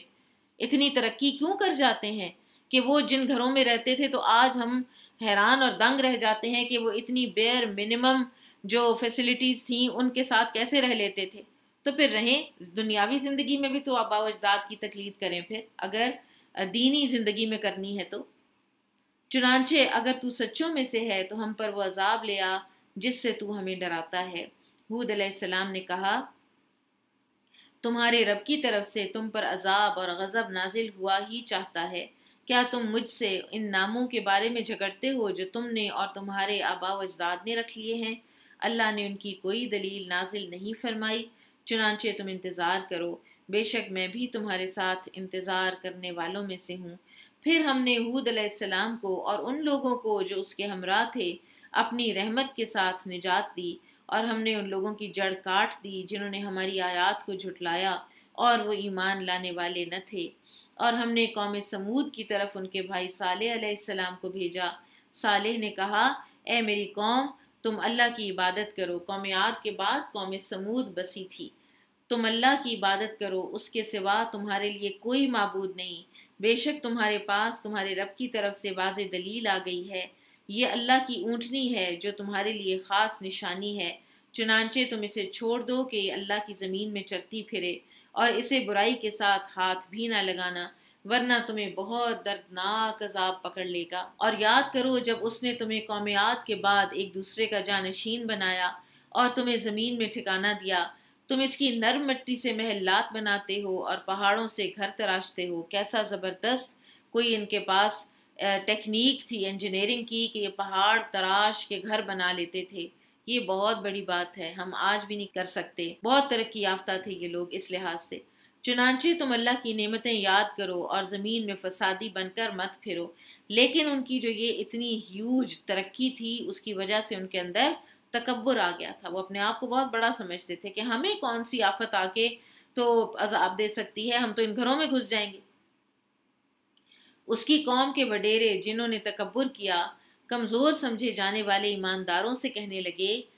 کیا تم یہ بات جانتے ہو کہ واقعی صالح اپنے رب کی طرف سے بھیجا ہوا ہے؟ آپ دیکھیں کہ جب نبی صلی اللہ علیہ وسلم نے صلح حدیبیہ کے بعد خطوط لکھے تھے تو ہرقل کو جو خط لکھا تھا رومن ایمپرر کو، تو اس نے پھر اس وقت بلوایا تو ابو سفیان وہاں سیریا میں موجود تھے، وہ بھی بیت المقدس آیا ہوا تھا، تو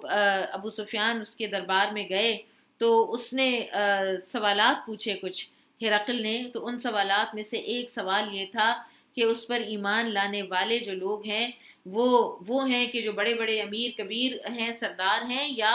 کمزور لوگ ہیں؟ تو ابو سفیان اس وقت ابھی مسلمان نہیں ہوئے تھے، اور انہوں نے بتایا تھا کہ کمزور سمجھے جانے والے لوگ جو ہیں وہ اس پر ایمان لائے ہیں۔ تو ہرقل نے کہا تھا کہ انبیاء پر شروع میں ایمان لانے والے یہی کمزور طبقات ہی ہوتے ہیں۔ اور یہاں پر بھی آپ دیکھیں کہ صالح علیہ السلام پر بھی ایمان لانے والے کمزور ہی تھے۔ اور یہاں پر ایک اور چیز بھی دیکھیے کہ یہ جو بڑے لوگ ہیں نا، یہ ان کمزوروں کو جا جا کے ان کے ایمان سے اکھاڑنا چاہتے ہیں۔ اب باقاعدہ آپ دیکھیے کہ ایک اپر سٹریٹا ہے کسی سوسائٹی کا، اور وہ بڑا امیر کبیر ہے، اور وہ ایک خاص لائف سٹائل کا عادی ہے، اور وہ باقیوں کو اپنا غلام ہی سمجھتا ہے اور نوکر بنا کے رکھا ہوا ہے۔ ایک نیچے جو طبقہ ہے، جس کو آپ ملازم طبقہ کہہ لیں، یا آپ ان کو غریب لوگ یا ورکرز کہہ لیں، لیبررز کہہ لیں، یہ ایمان لانا شروع کر دیں۔ یہ جب ایمان لانا شروع کرتے ہیں تو یہ جو وڈیرے ہیں، یہ جو اوپر والا طبقہ ہے، ان کو ایشو ہوتا ہے، اس لیے کہ ان کو سمجھ آ رہی ہوتی ہے کہ ہماری تو جو معیشت، معاشرت، جو ہم نے یہاں پر بت کھڑے کیے ہوئے ہیں، اور جو بھی ہم نے یہاں پر طریقے بنائے ہوئے ہیں زندگی کے، ہماری تو چولیں ہل جائیں گی۔ یہ تو ایک ایسا انقلاب ہے کہ جس کو ہمیں روکنا ہے۔ تو پھر یہ جو تھے، یہ ایمانداروں سے کہنے لگے، کیا تم یہ بات جانتے ہو کہ واقعی صالح اپنے رب کی طرف سے بھیجا ہوا ہے؟ تو انہوں نے کہا، ہاں بلا شبہ ہم اس چیز پر ایمان لانے والے ہیں جس کے ساتھ اسے بھیجا گیا ہے۔ تو ان لوگوں نے جنہوں نے تکبر کیا، انہوں نے کہا کہ بے شک ہم اس چیز کا انکار کرنے والے ہیں جس پر تم ایمان لائے ہو۔ ایک طرح کا مورل پریشر ان کے اوپر ڈال رہے ہیں کہ اگر ہم ایمان نہیں لاتے تو تم کیسے لا سکتے ہو۔ پھر وہ جو اہل ایمان تھے، جب وہ اپنی باتوں سے نہیں ہٹتے اور ان کو سمجھ نہیں آتی کہ کیا کریں، تو پھر انہوں نے ایک اور حربہ کیا، اور وہ کیا تھا کہ معجزے کے طور پر جو اونٹنی آئی ہوئی تھی اور جس کو کسی قسم کا نقصان نہ پہنچانے کی ہدایت صالح علیہ السلام نے کی ہوئی تھی، تو انہوں نے اونٹنی کی ٹانگیں کاٹ ڈالی، اور انہوں نے اپنے رب کے حکم سے سرکشی کی اور کہا، اے صالح، اگر تو رسولوں میں سے ہے تو ہم پر وہ عذاب لے آ جس سے تو ہمیں ڈراتا ہے۔ پھر انہیں زلزلے نے آ لیا، چنانچہ وہ اپنے گھروں میں مردہ گھٹنوں کے بل گرے پڑے تھے۔ یعنی وہی گھر جن کی انہیں اتنی ایک تسلی تھی کہ ان گھروں میں تو ہمیں کوئی کچھ ہلا نہیں سکتا، اور یہ بڑے مضبوط گھر ہیں، اور انہی گھروں کے اندر وہ گرے پڑے تھے۔ اس کے بارے میں ایک ہسٹورین جو ابن بطوطہ، ان کے بارے میں آتا ہے کہ 8ویں صدی ہجری میں وہ سیاحت کرتے کرتے یہاں سے گزرے، اور انہوں نے یہاں پر جو مکانات، یہ ابھی بھی موجود ہیں یہ مکانات، اور کیونکہ یہ عذاب والی جگہ ہے تو اس لیے اس کو اتنا پروموٹ نہیں کیا جاتا یہاں پہ جانا، لیکن وہ کہتے ہیں کہ انہوں نے اپنی یادداشتوں میں لکھا ہے کہ اندر ان کے جو گھر ہیں ان میں ابھی بھی کہیں نہ کہیں، یہ 8ویں صدی ہجری کی بات ہے، کوئی گلی سڑی انسانی ہڈیاں بھی موجود ہیں، پڑی ہوئی ہیں۔ سبحان اللہ، اس طرح اللہ تعالیٰ نے اس قوم کو رسوا کیا۔ تب صالح علیہ السلام نے ان سے منہ پھیرا اور کہا، اے میری قوم، بے شک میں نے تمہیں اپنے رب کا پیغام پہنچا دیا تھا، اور میں نے تمہیں نصیحت کی تھی، لیکن تم نصیحت کرنے والوں کو پسند نہیں کرتے۔ اور لوط علیہ السلام کو بھیجا جب اس نے اپنی قوم سے کہا، کیا تم ایسی بے حیائی کرتے ہو جو تم سے پہلے دنیا والوں میں سے کسی نے بھی نہیں کی؟ آپ دیکھیں کہ وہ پہلے لوگ تھے جنہوں نے اس کی طرح ڈالی، اور آج تو اس دنیا میں اس کو پوری، جو وہ تو ایک قوم تھی، آج پورے گلوب کے اوپر یا یہ لیگلائزڈ ہے، یا اندر خانے اس کو اس کبھی فعل کو سر انجام دیا جاتا ہے، لیکن یہ اتنا زیادہ پھیل چکا ہے کہ جتنا ہمارے اندازے سے کہیں زیادہ ہے۔ بے شک تم جنسی خواہش پوری کرنے کے لیے عورتوں کو چھوڑ کر مردوں کے پاس آتے ہو، بلکہ تم لوگ حد سے بڑھ جانے والے ہو۔ اور اس کی قوم کا جواب بس یہی تھا کہ انہوں نے کہا کہ انہیں اپنی بستی سے نکال دو، بے شک یہ لوگ بڑے پاک صاف بنتے ہیں۔ پھر ہم نے اسے اور اس کے گھر والوں کو نجات دی، سوائے اس کی بیوی کے، وہ پیچھے رہنے یعنی ہلاک ہونے والوں میں شامل ہو گئی، اور ہم نے ان پر پتھروں کی بارش برسائی، چنانچہ دیکھ لیجئے کہ مجرموں کا انجام کیسا ہوا۔ اور ہم نے اہل مدین کی طرف ان کے بھائی شعیب کو بھیجا علیہ السلام۔ اس نے کہا، اے میری قوم، تم اللہ کی عبادت کرو، اس کے سوا تمہارے لیے کوئی معبود نہیں، تمہارے پاس تمہارے رب کی طرف سے واضح دلیل آ گئی ہے، لہٰذا تم ناپ اور تول کو پورا کرو، اور لوگوں کو ان کی چیزیں کم کر کے مت دو، اور تم زمین کی اصلاح کے بعد اس میں فساد نہ کرو، یہ تمہارے لیے بہتر ہے اگر تم مومن ہو۔ اور تم ہر ایک راستے پر مت بیٹھو، تم اس شخص کو ڈراتے اور اللہ کے راستے سے روکتے ہو جو اس پر ایمان لے آئے، اور تم اس راہ میں ٹیڑھ تلاش کرتے ہو، اور یاد کرو جب تم تھوڑے تھے پھر اس نے تمہیں زیادہ کر دیا، اور دیکھو فسادیوں کا انجام کیسا ہوا۔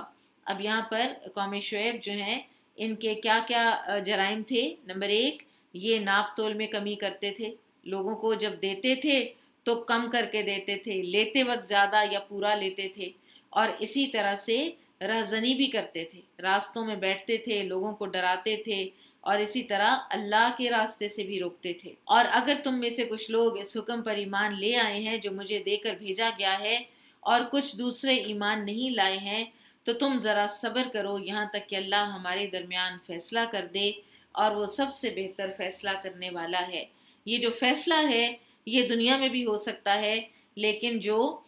کوئی دنیا میں اگر وکٹم کی حیثیت سے ہی دنیا سے چلا گیا تو پھر آخرت میں تو یقیناً باز پرس ہوگی، یقیناً اللہ تعالیٰ کے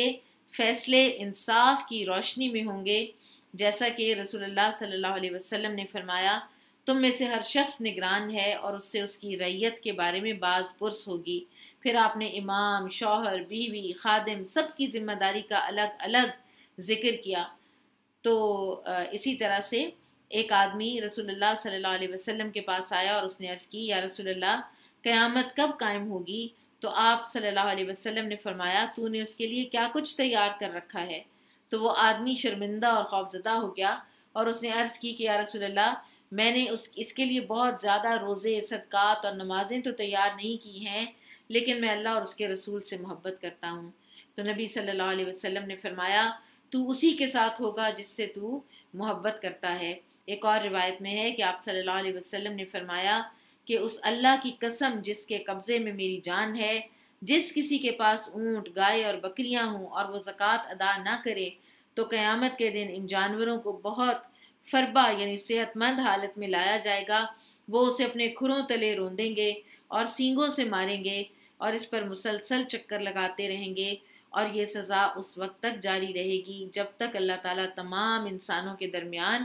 فیصلہ نہ کر دے۔ تو بڑے بڑے فیصلے ہوں گے قیامت کے دن، اور اس دنیا میں بھی بعض اوقات ہوتے ہیں، بعض اوقات ہم کہتے ہیں یہ مکافات عمل ہے، لیکن اصل حقیقی فیصلے اور حتمی فیصلے اور مکمل انصاف والے وہ تو قیامت کے دن ہی ہوں گے، اور وہ سب سے بہتر فیصلہ کرنے والا ہے۔ قال الملأ الذین استکبروا من قومه لنخرجنک یا شعیب والذین آمنوا معک من قریتنا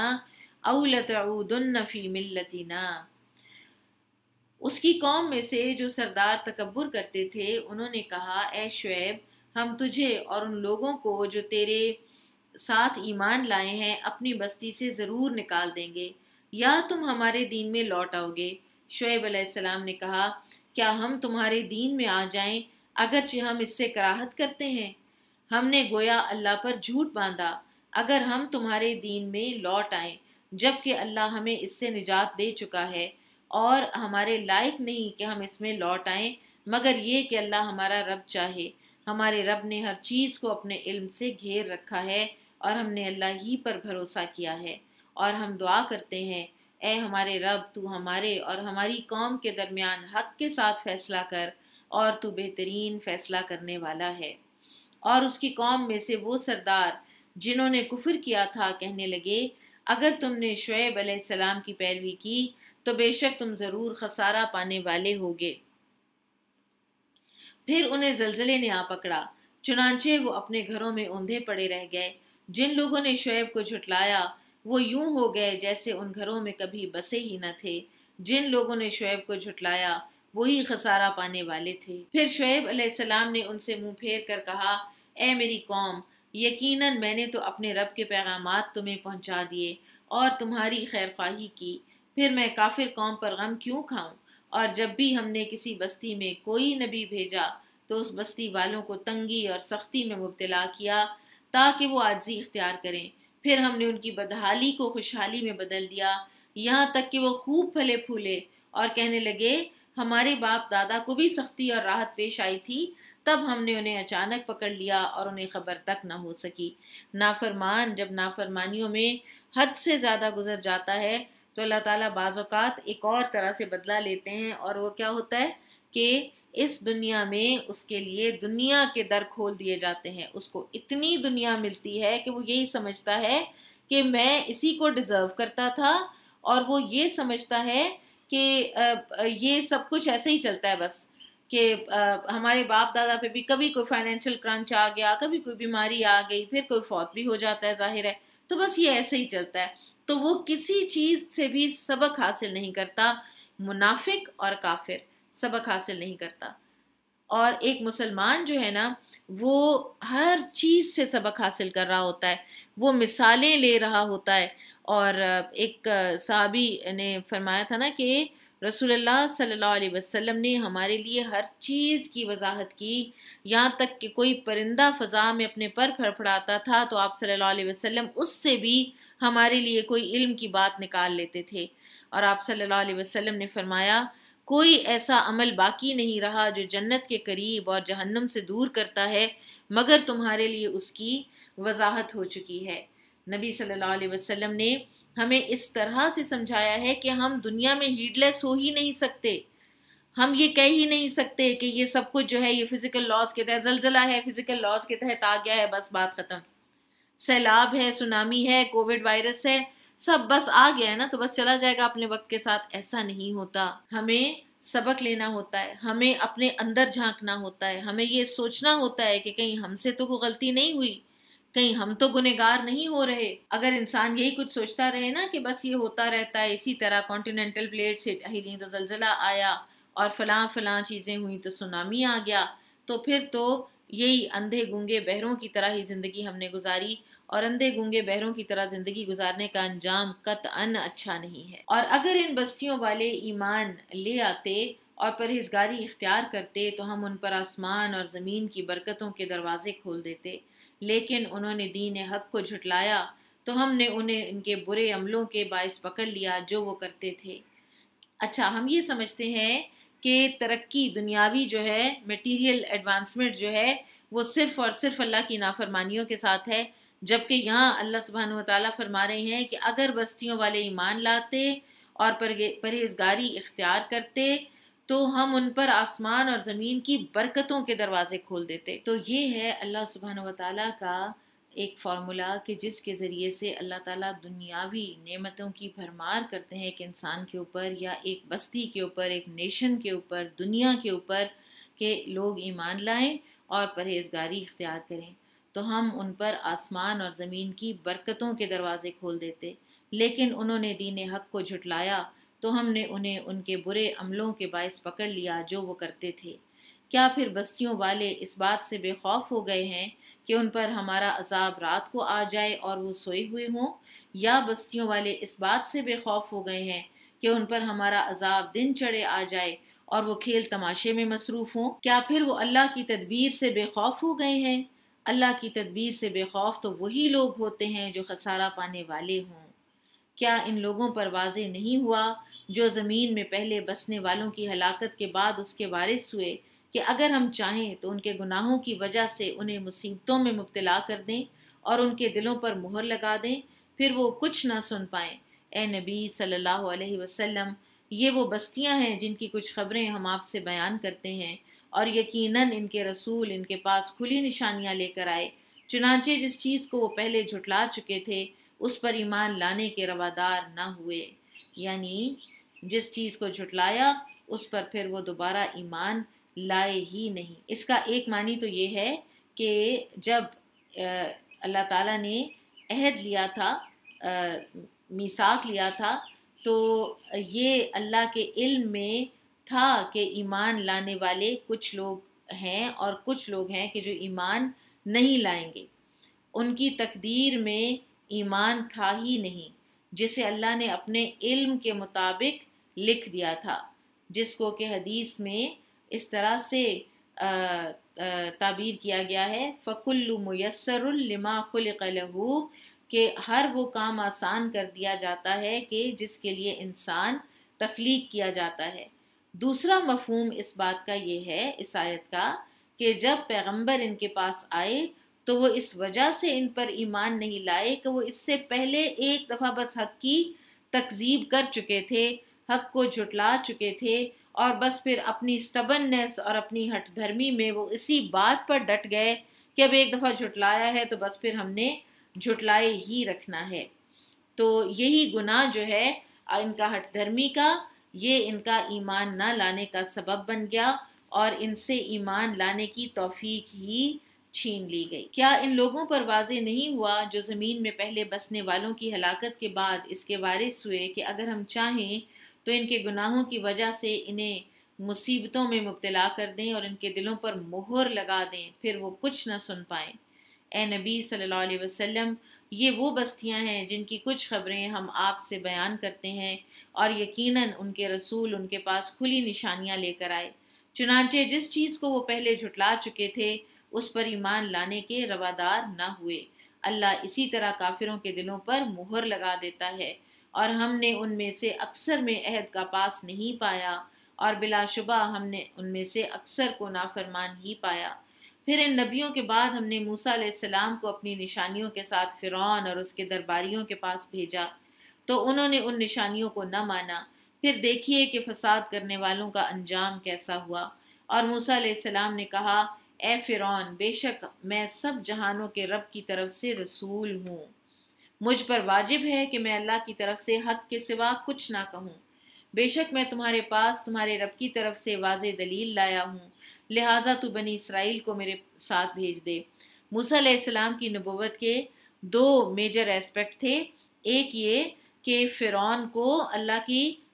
فرما برداری کے اندر لانا، اور دوسرے بنی اسرائیل کو فرعون کی غلامی سے نجات دلانا۔ فرعون نے کہا، اگر تو کوئی نشانی لے کر آیا ہے تو وہ پیش کر، اگر تو سچوں میں سے ہے۔ تب موسیٰ علیہ السلام نے اپنا عصا زمین پر ڈالا تو وہ اسی وقت اژدہا بن کر ظاہر ہوا، اور موسیٰ علیہ السلام نے بغل سے اپنا ہاتھ باہر نکالا تو وہ دیکھنے والوں کے لیے چمکتا ہوا سفید تھا۔ فرعون کی قوم کے سرداروں نے کہا، بے شک یہ تو ماہر جادوگر ہے، یہ چاہتا ہے کہ تمہیں تمہاری سرزمین سے نکال دے، پس تم کیا مشورہ دیتے ہو؟ انہوں نے کہا، اسے اور اس کے بھائی ہارون کو مہلت دے اور شہروں میں ہرکارے بھیج، تاکہ وہ ہر ماہر جادوگر کو تیرے پاس لے آئیں۔ اور وہ جادوگر فرعون کے پاس آئے تو انہوں نے کہا کہ یقیناً ہمارے لیے انعام ہوگا اگر ہم غالب آئیں گے، یعنی تم ہمیں انعام تو دو گے نا، ہمیں محروم تو نہیں کرو گے نا؟ فرعون نے کہا، ہاں، اور بے شک تم میرے مقرب لوگوں میں سے ہوگے۔ اس نے ایک اور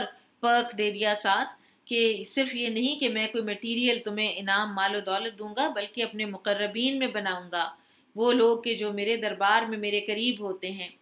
جادوگروں نے کہا، اے موسیٰ، یا تو ڈال یا پہلے ہم ہی اپنا جادو ڈالیں۔ موسیٰ علیہ السلام نے کہا، پہلے تم ڈالو۔ اور یہ ایک مبلغ کے لیے بہت بڑا نسخہ ہے کہ پہلے جس انسان سے اس نے بات کرنی ہے، جس انسان کو اس نے دلیل دینی ہے، اس کی پوری بات پہلے سنے، اس کو پہلے بولنے کا موقع دے۔ پھر جب انہوں نے اپنی لاٹھیاں اور رسیاں ڈالیں تو لوگوں کی آنکھوں پر جادو کر دیا اور انہیں لاٹھیوں اور رسیوں کے سانپوں سے ڈرایا، اور وہ بہت بڑا جادو لائے تھے۔ اور یہ بعض جو آثار یعنی اقوال صحابہ ہیں ان سے پتہ چلتا ہے کہ جادوگر جو ہیں یہ تقریباً 70,000 کی تعداد میں تھے، اور جن میں سے ہر ایک نے ایک ایک رسی اور ایک ایک لاٹھی میدان میں پھینکی تھی، تو وہ اتنی زیادہ ہو گئی نا تو وہ دیکھنے والوں کو دوڑتی ہوئی محسوس ہوئی۔ یہ ایک موب ہپنوٹزم قسم کا جادو تھا کہ جو وہ بنا کر لائے تھے، ان کو خود کو پتا تھا یہ رسیاں ہیں، یہ سانپ نہیں ہے۔ تو اللہ تعالیٰ فرماتے ہیں، اور ہم نے موسیٰ علیہ السلام کی طرف وحی کی کہ تو بھی اپنا عصا ڈال۔ جب اس نے ڈالا تو وہ دیکھتے ہی دیکھتے اژدہا بن کر ان سانپوں کو نگلنے لگا جو وہ جادوگر گھڑتے تھے۔ بالآخر حق ثابت ہو گیا اور جادوگروں کو سمجھ آ گئی کہ یہ تو سچ مچ کا اژدہا ہے۔ جادو کوئی حقیقت کو تو چینج نہیں کر سکتا، صرف اس کو دیکھنے والے کی پرسیپشن چینج کر سکتا ہے اس کے لیے۔ تو بالآخر حق ثابت ہو گیا اور جو کچھ وہ لوگ کر رہے تھے باطل ٹھہر گیا۔ تب وہ جادوگر وہیں مغلوب ہو گئے اور ذلیل و خوار ہو کر پیچھے ہٹ آئے، اور جادوگر بے اختیار سجدے میں گر گئے اور انہوں نے کہا، ہم رب العالمین پر ایمان لے آئے، کیونکہ انہیں پتہ چل گیا کہ یہ جادو نہیں ہے جو موسیٰ لے کر آئے ہیں، یہ واقعی رب العالمین ہی کی طرف سے ہے، ہم سے بڑا جادوگر تو یہاں ہے کوئی نہیں، اور یہ کام تو ہم نہیں کر سکتے۔ موسیٰ اور ہارون کے رب پر فرعون نے کہا، کیا تم میری اجازت دینے سے پہلے اس پر ایمان لے آئے ہو؟ بے شک یہ مکر ہے، تم نے اس شہر میں مل کر یہ مکر کیا ہے تاکہ یہاں کے رہنے والوں کو اس شہر سے نکال دو، پھر جلد ہی اس کا نتیجہ تم جان لو گے۔ میں تمہارے ہاتھ اور پاؤں مخالف طرف سے ضرور کاٹ دوں گا، پھر میں تم سب کو ضرور سولی پر لٹکاؤں گا۔ انہوں نے کہا، بے شک ہم اپنے رب ہی کی طرف لوٹنے والے ہیں، اور اے فرعون، تو ہمیں صرف اس بات کی سزا دے رہا ہے کہ ہم اپنے رب کی نشانیوں پر ایمان لے آئے ہیں جب وہ ہمارے پاس آ گئیں۔ اے ہمارے رب، ہم پر صبر ڈال دے، ہم پر صبر انڈیل دے۔ اللہ تعالیٰ سے مشکل حالات میں صبر مانگتے رہنا چاہیے، اور اس طرح مانگنا چاہیے کہ صبر ہمارے اوپر انڈیل دے، ہمیں صبر کے رنگ میں رنگ دے، اور ہمیں یعنی بھر دے صبر سے، ہمارا سینہ صبر سے بھر دے۔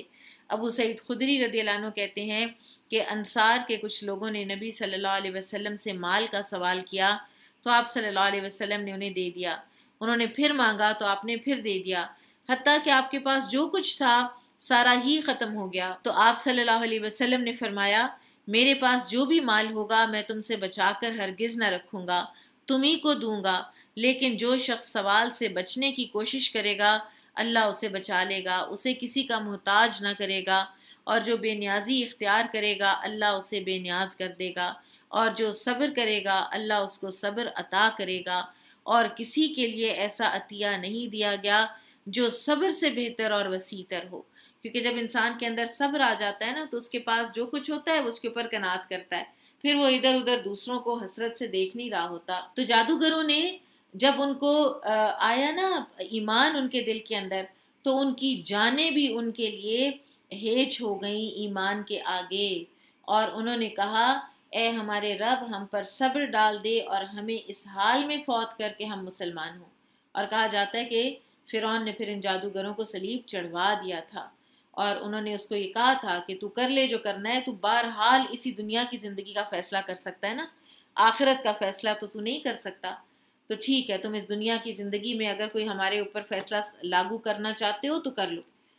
ایمان سے اب ہم نہیں ہٹ رہے۔ اور فرعون کی قوم کے چودھریوں نے اس سے کہا، کیا تو موسیٰ اور اس کی قوم کو چھوڑ دے گا تاکہ وہ زمین میں فساد کریں، اور وہ یعنی موسیٰ تجھے اور تیرے معبودوں کو چھوڑ دے؟ فرعون نے کہا، ہم ان کے نومولود بیٹے قتل کر دیں گے اور ان کی بیٹیاں چھوڑ دیں گے، یعنی وہی جو وقتاً فوقتاً یہ فرعون بنی اسرائیل پر یہ ظلم کرتا رہتا تھا کہ تاکہ ان کو دبا کے رکھے، تاکہ ان کی طاقت زیادہ نہ ہو جائے، ان کے مرد زیادہ نہ ہو جائیں۔ آپ دیکھیں ڈکٹیٹرشپ کے اور ایک اپریس جو کرنے والی ایک رجیم ہوتی ہے اس کے کیا کیا ہتھ کنڈے ہوتے ہیں، اور آج بھی اسی طرح کے ہتھ کنڈے بنائے جا رہے ہیں، اسی طرح کے کام کیے جا رہے ہیں ایتھنک کلینزنگ کے نام پر، کہ ان کو تو پورے کا پورا ان کو ختم کر دو اور ان کی بیٹیاں چھوڑ دیں گے، اور بے شک ہم ان پر پورا غلبہ رکھتے ہیں۔ کتنا کانفیڈنس تھا اس کو اپنی طاقت پر اور اپنی میٹیریل ایڈوانسمنٹ پر، اپنی آرمیز پر۔ موسیٰ علیہ السلام نے اپنی قوم سے کہا، تم اللہ سے مدد مانگو اور صبر کرو، بے شک زمین تو اللہ ہی کی ہے، وہ اپنے بندوں میں سے جسے چاہتا ہے اس کا وارث بناتا ہے، اور اچھا انجام تو پرہیزگاروں ہی کے لیے ہے۔ انہوں نے موسیٰ علیہ السلام سے کہا، ہمارے پاس تمہارے آنے سے پہلے بھی ہمیں تکلیفیں دی گئیں اور تمہارے آنے کے بعد بھی، یعنی جو بنی اسرائیل تھے نا، انہوں نے موسیٰ علیہ السلام کو بہت ستایا ہے، بہت ناقدری کی ہے انہوں نے اتنے جلیل القدر پیغمبر کی، کہ جب موسیٰ علیہ السلام کے آنے کے بعد اور جادوگروں کے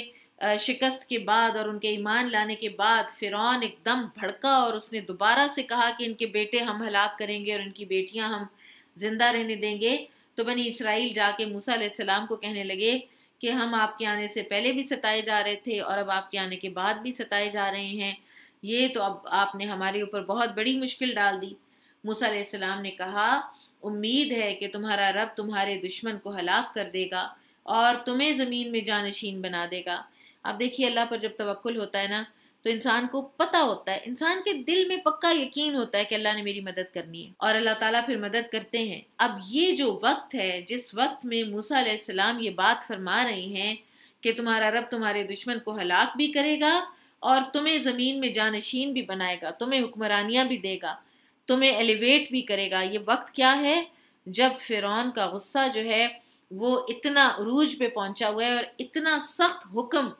جس کو اللہ تعالیٰ نے خود قرآن میں فرمایا ہے وَفِي ذَلِكُمْ بَلَاءٌ مِّن رَبِّكُمْ عَظِيمٌ، اور اس میں تمہارے رب کی طرف سے بہت بڑی آزمائش تھی کہ جو فرعون ہے یذبحون ابناءکم ویستحیون نساءکم، کہ وہ تمہارے بیٹوں کو ذبح کر دیتا تھا اور تمہاری بیٹیوں کو، لڑکیوں، عورتوں کو زندہ رہنے دیتا تھا، اور تمہارے لیے اس میں بہت بڑی آزمائش تھی۔ تو اتنی پسی ہوئی قوم، اور ان کا نبی ان کو یہ کہہ رہا ہے، امید دلا رہا ہے، ہوپ اور آپٹیمزم جب تک انسان کے اندر رہیں گے، انسان کچھ نہ کچھ کرتا رہے گا اور کہیں نہ کہیں کامیابیوں کے دریچے اس کے لیے کھلتے رہیں گے۔ اور ہوپ اور آپٹیمزم کا سب سے بڑا ایک جو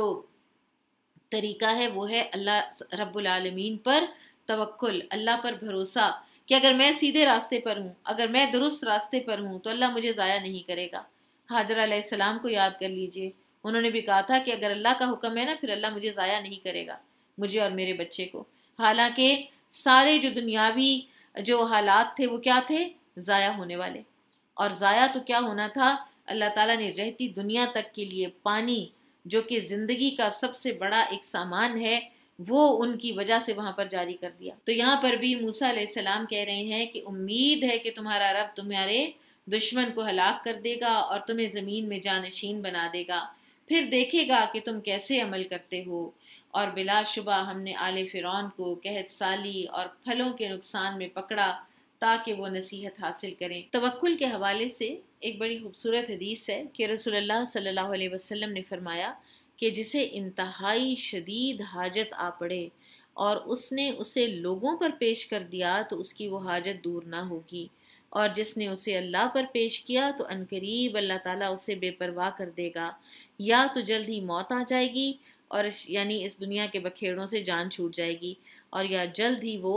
غنی ہو جائے گا، اس کو کسی کی کوئی اپنی پرسنل جو ضروریات ہیں ان کی کوئی محتاجی نہیں رہے گی۔ اور ایک جو ڈگنیفائڈ طریقہ ہے نا وہ یہ ہے کہ انسان کے اوپر کوئی اگر فائنینشیل کرنچ آیا ہے تو انسان اپنی ضروریات کو کم کر لے، بجائے اس کے کہ ایک پریشانی فائنینشلی کم ہونے کی، کرنچ ہونے کی، اور دوسرے اوپر ایک اور پریشانی اپنے اوپر لاد لے لوگوں کا مقروض ہو کر۔ تو اس سے بہتر ہے کہ انسان اپنے آپ کو تھوڑے میں گزارا کرنے کا عادی ڈال لے،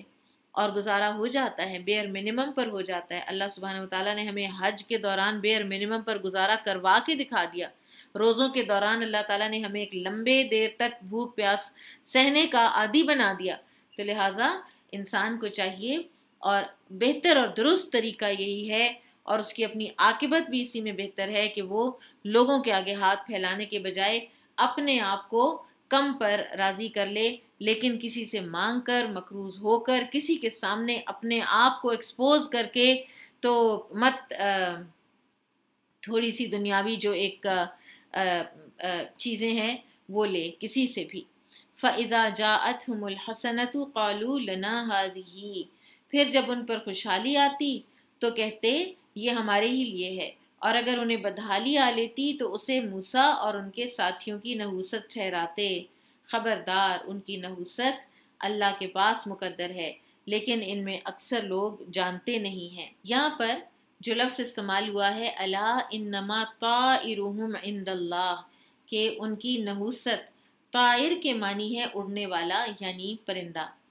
اور یہ لوگ چونکہ پرندے کے بائیں یا دائیں اڑنے سے نیک یا بد فعل لیا کرتے تھے، پرندہ دائیں طرف اڑا تو نیک فعل ہے، بائیں طرف اڑا تو بد فعل ہے، اور اسی طرح سے یہ لوگ جب فعل نکالا کرتے تو یہ بھی دیکھتے کہ یہ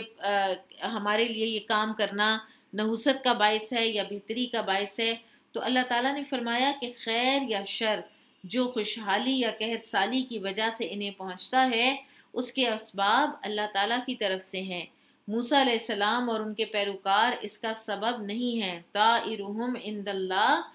کہ یعنی یہ جو سارا کچھ یہ بدشگونیاں تم لے رہے ہو یہ سب اللہ کے علم میں ہے، اور یہ تمہارے کفر کی وجہ ہو سکتی ہے لیکن یہ ایمان والوں کی وجہ نہیں ہے۔ اور انہوں نے موسیٰ علیہ السلام سے کہا خواہ تم ہمارے پاس کوئی نشانی لے آؤ تاکہ اس کے ذریعے سے ہم پر جادو کر دو تو بھی ہم تم پر ایمان نہیں لائیں گے۔ پھر ہم نے ان پر طوفان، ٹڈی دل، جوؤں، مینڈکوں اور خون کا عذاب بھیجا، یہ الگ الگ نشانیاں تھیں، پھر بھی انہوں نے تکبر کیا اور وہ لوگ تھے ہی مجرم۔ اور جب ان پر کوئی عذاب آتا تو کہتے اے موسیٰ تو اپنے رب سے ہمارے لیے دعا کر۔ اتنی اللہ تعالیٰ سے اجنبیت کہ انسان اللہ تعالیٰ سے اپنی مصیبت کے ٹلنے کی دعا بھی نہ مانگ سکے، اور انسان لوگوں کو ڈھونڈتا پھرے کہ اللہ سے میرے لیے دعا کر دیں، اللہ سے میرے لیے دعا کر دیں۔ اگر انسان کتنا بھی گنہگار ہے نا تو اپنے گناہوں کی توبہ کرے، اللہ سے معافی مانگ کر، خود ڈائریکٹ اللہ سے معافی مانگ کر۔ اسی طرح سے پھر ہم نے ان پر طوفان، ٹڈی دل، جوؤں، مینڈکوں اور خون کا عذاب بھیجا، یہ الگ الگ نشانیاں تھیں، پھر بھی انہوں نے تکبر کیا اور وہ لوگ تھے ہی مجرم۔ اور جب ان پر کوئی عذاب آتا تو کہتے اے موسیٰ تو اپنے رب سے ہمارے لیے دعا کر جیسا کہ اس نے تجھ سے عہد کر رکھا ہے۔ یہ بات جو ابھی ہم کر رہے تھے کہ انسان اللہ تعالیٰ سے اگر اتنا اجنبی محسوس کرتا ہے اپنے آپ کو کہ وہ دعا بھی نہیں کر سکتا تو یہ کتنی بڑی محرومی ہے۔ انسان کتنا محروم کرتا ہے اپنے آپ کو اپنے رب سے بات نہ کر کے، کتنا لاسٹ ہو جاتا ہے وہ انسان کہ جو اپنے رب سے بات نہیں کر سکتا۔ اپنے خالق سے، اپنے مالک سے ایک ایسا رشتہ، ایک ایسا ناطہ استوار ہونا چاہیے کہ میں خود اپنے رب سے ہر چیز مانگ سکوں، میں خود اپنے رب سے باتیں کر سکوں۔ انما اشکو بثی و حزنی الی اللہ، میں اپنے سارے شکوے شکایتیں، اپنی ساری ضروریات اپنے رب کے سامنے پیش کرتی ہوں، اپنے رب کے سامنے پیش کرتا ہوں۔ اور یہ جو عادت ہے نا کہ دعاؤں میں یاد رکھیں، دعاؤں میں یاد رکھیں، دعاؤں میں اب کوئی انسان آپ کو کتنا دعاؤں میں یاد رکھے، وہ بھی انسان ہے۔ اور ایک جنرل دعا کسی کے لیے، پورے لوگوں کی ویل بینگ کے لیے انسان کو کرتے رہنا چاہیے، لیکن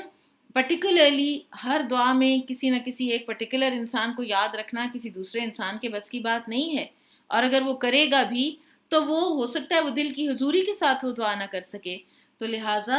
ادعو لنا ربک، یہ والی جو سوچ ہے اس کو ہمیں اپنے اندر سے نکالنا ہے کہ ہمارے لیے اپنے رب کو پکارو، رب تمہارا ہے، رب ہمارا نہیں ہے۔ یہ کیسی بات ہے؟ رب سب کا ہے، سب کو پالنے والا ہے، سب کی ضروریات پوری کرنے والا ہے۔ جب دینا اس نے ہے تو ہم درمیان میں کسی اور انسان کو کیوں ڈالیں؟ تو یہ جو تھی نا اجنبیت اللہ تعالیٰ سے، یہ فرعون کی قوم کی بھی تھی اور یہ بنی اسرائیل کی بھی تھی۔ وہ بھی بعد میں یہی کہتے تھے ادعو لنا ربک، اللہ سے یہ پوچھ کے بتاؤ، اللہ سے کہو ہمیں یہ نہیں چاہیے اور ہمیں وہ چاہیے۔ اتنا اجنبی ہونا اللہ تعالیٰ سے انسان کے لیے بہت بڑا خسارہ ہے۔ اگر تو ہم سے عذاب ہٹا دے تو ہم ضرور تجھ پر ایمان لے آئیں گے اور تیرے ساتھ بنی اسرائیل کو ضرور بھیج دیں گے۔ پھر جب ہم ان سے ایک مقرر وقت تک عذاب ہٹا لیتے جس تک وہ بہرحال پہنچنے والے ہوتے تو یکایک وہ عہد توڑ دیتے۔ ہٹ گیا، قحط ہٹ گیا، جوؤں کا جو ایک طوفان آیا تھا، جوئیں ہی جوئیں تھیں ہر طرف، وہ ہٹ گیا، خون ختم ہو گیا، طوفان چلے گئے، مینڈک ہٹ گئے۔ جب ان پر سے یہ بڑے جو عذاب آئے یہ ہٹتے تھے تو فوراً واپس اپنی پرانی روش کے اوپر آ جاتے تھے، ساری آپریشن والی روش کے اوپر آ جاتے تھے، یکا یک عہد توڑ ڈالتے تھے۔ پھر ہم نے ان سے انتقام لیا تو انہیں سمندر میں غرق کر دیا، کیونکہ انہوں نے ہماری آیات کو جھٹلایا تھا اور وہ ان سے بے پرواہ ہو گئے تھے۔ اور ہم نے ان لوگوں کو جو کمزور سمجھے جاتے تھے اس زمین کے مشرق اور مغرب کا وارث بنا دیا جس میں ہم نے برکت رکھی تھی۔ اللہ تعالیٰ کتنا بے نیاز ہے۔ اللہ تعالیٰ جب چاہے ایک اپریسڈ ایک لوگوں کو زمین کا حکمران بنا دے، بات صرف یہ ہے کہ انسان اللہ تعالیٰ کے حکم کے اندر اپنے آپ کو رکھے۔ اور یہ جو سرزمین ہے جس میں ہم نے برکت رکھی تھی، اس سے مراد مڈل ایسٹ کا علاقہ ہوتا ہے۔ اس میں برکت سے دنیاوی برکتیں مراد ہیں، یعنی یہ بہت زرخیز علاقہ ہے، اور دوسرے اس میں انٹینجبل جو برکتیں ہیں وہ بھی مراد ہیں، یہ بہت سے انبیاء کرام کا پیدائش کی جگہ بھی ہے اور دفن ہونے کا مقام بھی ہے، اور اسی طرح سے قیامت کا جو سارا نقشہ ہے وہ اسی مڈل ایسٹ میں ہی سب کچھ مرکوز ہوگا۔ جو قرب قیامت کی جتنی بھی علامات اور جو احادیث ہم پڑھتے ہیں تو ان میں اسی ایک علاقے کا ذکر ہے، باقی سارا گلوب جو ہے وہ اسی علاقے کی طرف ہی دیکھ رہا ہوگا۔ اللہ عالم کہ وہاں باقی علاقوں میں، باقی دنیا میں، ہم جو سب کانٹیننٹ ہے یا امریکاز ہیں تو یہاں پہ کیا ہو رہا ہوگا اللہ عالم، لیکن مرکوز جو چیز ہے ساری کی ساری وہ اسی مڈل ایسٹ کے علاقے پر ہوگی، جس میں اللہ تعالیٰ نے برکتیں رکھی ہیں۔ یہیں پر اس کی برکت کا جو ایک آخری مینیفیسٹیشن ایک اور ہوگی، وہ ہے عیسیٰ علیہ السلام کا آنا۔ اور اے نبی صلی اللہ علیہ وسلم، اس طرح بنی اسرائیل کے حق میں آپ کے رب کا اچھا وعدہ پورا ہوا، اس لیے کہ انہوں نے صبر کیا تھا۔ حالانکہ یہ وقتاً فوقتاً اپنے نبی کو پریشان بھی کرتے رہے ہیں، لیکن ان میں سے صابر لوگ بھی تھے، اور ان میں وہ لوگ بھی تھے کہ جو موسیٰ علیہ السلام کے ساتھ دل و جان سے ساتھ تھے۔ اور ہم نے فرعون اور اس کی قوم کا وہ سب کچھ تباہ کر دیا، جو کارخانے وہ بناتے اور جو محلات کی عمارتیں وہ اٹھاتے تھے۔ اگر آپ ایجپشن سویلائزیشن کو تھوڑا پڑھیں، اگر آپ کوئی آج گوگل سرچ ہی کر لیں کہ یہ لوگ کس طرح رہتے تھے، ان کے محلات کیسے تھے، ان کی خواتین کے زیورات، ان کی خواتین کے لباس کیسے تھے، وہ آج بھی ان کے کچھ جو زیورات جیولز جو ہیں وہ آج بھی موجود ہیں، اتنے گلٹری، اتنے شائنی، اتنے خوبصورت ہیں کہ آج بھی انسان اس کو دیکھ کر تو حیران رہ جاتا ہے کہ یہ کیا ترقی تھی اور یہ کیا وہ تھی ایفلوئنس تھی، کتنی امیر تھے یہ لوگ کہ یہ کیسا کیسا لباس اور کیسا کیسا زیور پہنتے تھے۔ لیکن اللہ سبحانہ وتعالیٰ نے سب کا سب جو ہے وہ خاک میں ملا دیا۔ وَجَاوَزْنَا بِبَنِي إِسْرَائِيلَ الْبَحْرَ فَأَتَوْا عَلَىٰ قَوْمٍ يَعْكُفُونَ عَلَىٰ أَصْنَامٍ لَهُمْ، اور جب ہم نے بنی اسرائیل کو سمندر کے پار اتار دیا تو ان کا ایسے لوگوں پر گزر ہوا جو اپنے بتوں کی عبادت میں لگے ہوئے تھے۔ انہوں نے کہا، اے موسیٰ، تو ہمارے لیے ایک معبود بنا دے جس طرح کہ ان کے معبود ہیں۔ موسیٰ علیہ السلام نے کہا، بے شک تم لوگ تو نرے جاہل ہو، یہ لوگ جس کام میں لگے ہیں یقیناً وہ تباہ ہونے والا ہے، اور جو کچھ یہ کر رہے ہیں وہ باطل ہے۔ موسیٰ علیہ السلام نے کہا، کیا میں تمہارے لیے اللہ کے سوا کوئی اور معبود تلاش کروں جبکہ اسی نے تمہیں سب جہانوں پر فضیلت دی ہے؟ اور اے بنی اسرائیل، یاد کرو جب ہم نے تمہیں فرعون کی قوم سے نجات دی، وہ تمہیں برا عذاب چکھاتے تھے، تمہارے بیٹوں کو قتل کر دیتے تھے اور تمہاری عورتوں یعنی بیٹیوں کو زندہ رہنے دیتے تھے، اور اس میں تمہارے رب کی طرف سے بہت بڑی آزمائش تھی۔ اور ہم نے موسیٰ علیہ السلام سے 30 راتوں کا وعدہ کیا کہ وہ اتنی راتیں کوہ طور پر گزارے، اور ہم نے انہیں مزید 10 راتوں کے ساتھ پورا کیا۔ یوں اس کے رب کی مقرر کی ہوئی 40 راتوں کی مدت پوری ہو گئی۔ اور موسیٰ علیہ السلام نے اپنے بھائی ہارون سے کہا، تو میری قوم میں میرے پیچھے جانشین بن جا اور ان کی اصلاح کرنا اور فساد کرنے والوں کے راستے کی پیروی نہ کرنا۔ اور جب موسیٰ علیہ السلام ہماری مقررہ مدت کے لیے آیا اور اس سے اس کے رب نے کلام کیا تو موسیٰ علیہ السلام نے کہا، اے میرے رب، مجھے اپنی جھلک دکھا۔ کلام کے بعد شوق آتا ہے کہ انسان دیکھے، تو موسیٰ علیہ السلام نے دیکھنے کی خواہش کی کہ میں تجھے دیکھ سکوں، تو اللہ تعالیٰ نے فرمایا، تو مجھے ہرگز نہیں دیکھ سکے گا، لیکن تو اس پہاڑ کی طرف دیکھ، پھر اگر وہ اپنی جگہ ٹھہرا رہا تو بھی مجھے ضرور دیکھ سکے گا۔ یعنی پہاڑ نے اگر سہار لیا نا میری تجلی کو تو پھر تم بھی دیکھ سکو گے۔ لیکن پھر جب اس کے رب نے پہاڑ پر اپنا جلوہ ڈالا تو اسے ریزہ ریزہ کر دیا۔ سبحان اللہ، ریزہ ریزہ جب پہاڑ ہو گیا اور ساتھ ہی موسیٰ علیہ السلام فینٹ ہو گئے، موسیٰ علیہ السلام بے ہوش ہو کر گر پڑے۔ پھر جب وہ ہوش میں آئے تو انہوں نے عرض کی، اے اللہ، تو پاک ہے، میں تیرے حضور توبہ کرتا ہوں اور میں سب سے پہلا مومن ہوں۔ یعنی میں توبہ کرتا ہوں اس بات سے کہ میں ایسی کسی بات کا مطالبہ کروں کہ جس کو لینے کی میرے اندر سکت ہی نہیں ہے۔ مسند احمد کی ایک حدیث میں آتا ہے کہ پہاڑ پر اللہ تعالیٰ نے انسان کی چھوٹی انگلی کے پور کے برابر اپنا ظہور فرمایا تھا۔ اللہ تعالیٰ نے فرمایا، اے موسیٰ، بے شک میں نے اپنے پیغامات پہنچانے اور اپنی ہم کلامی کے لیے لوگوں میں سے تجھے چن لیا ہے۔ चुनांचे तू ले ले जो मैंने तुझे दिया है और शुक्र गुजारों में शामिल हो जा। और हमने उस यानी मूसा अलैहिस्सलाम के लिए तौरात की तख्तियों में ज़िंदगी के हर मामले के बारे में नसीहत और हर पहलू के मुतालिक तफसील लिख कर दे दी। चुनांचे तू इन हिदायत को मजबूती से पकड़ ले और अपनी कौम को हुक्म दे कि उनकी अच्छी अच्छी बातों पर कारबंद रहें। जल्द ही मैं तुम्हें नाफरमानों का घर दिखाऊंगा।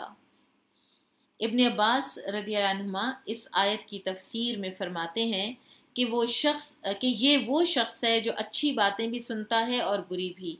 तो वो अच्छी बातें करता है और बुरी बातों से रुक जाता है और बुरी बातों को आगे नहीं लेकर जाता। और यही हमारा तरीक़ाकार होना चाहिए ज़िंदगी का।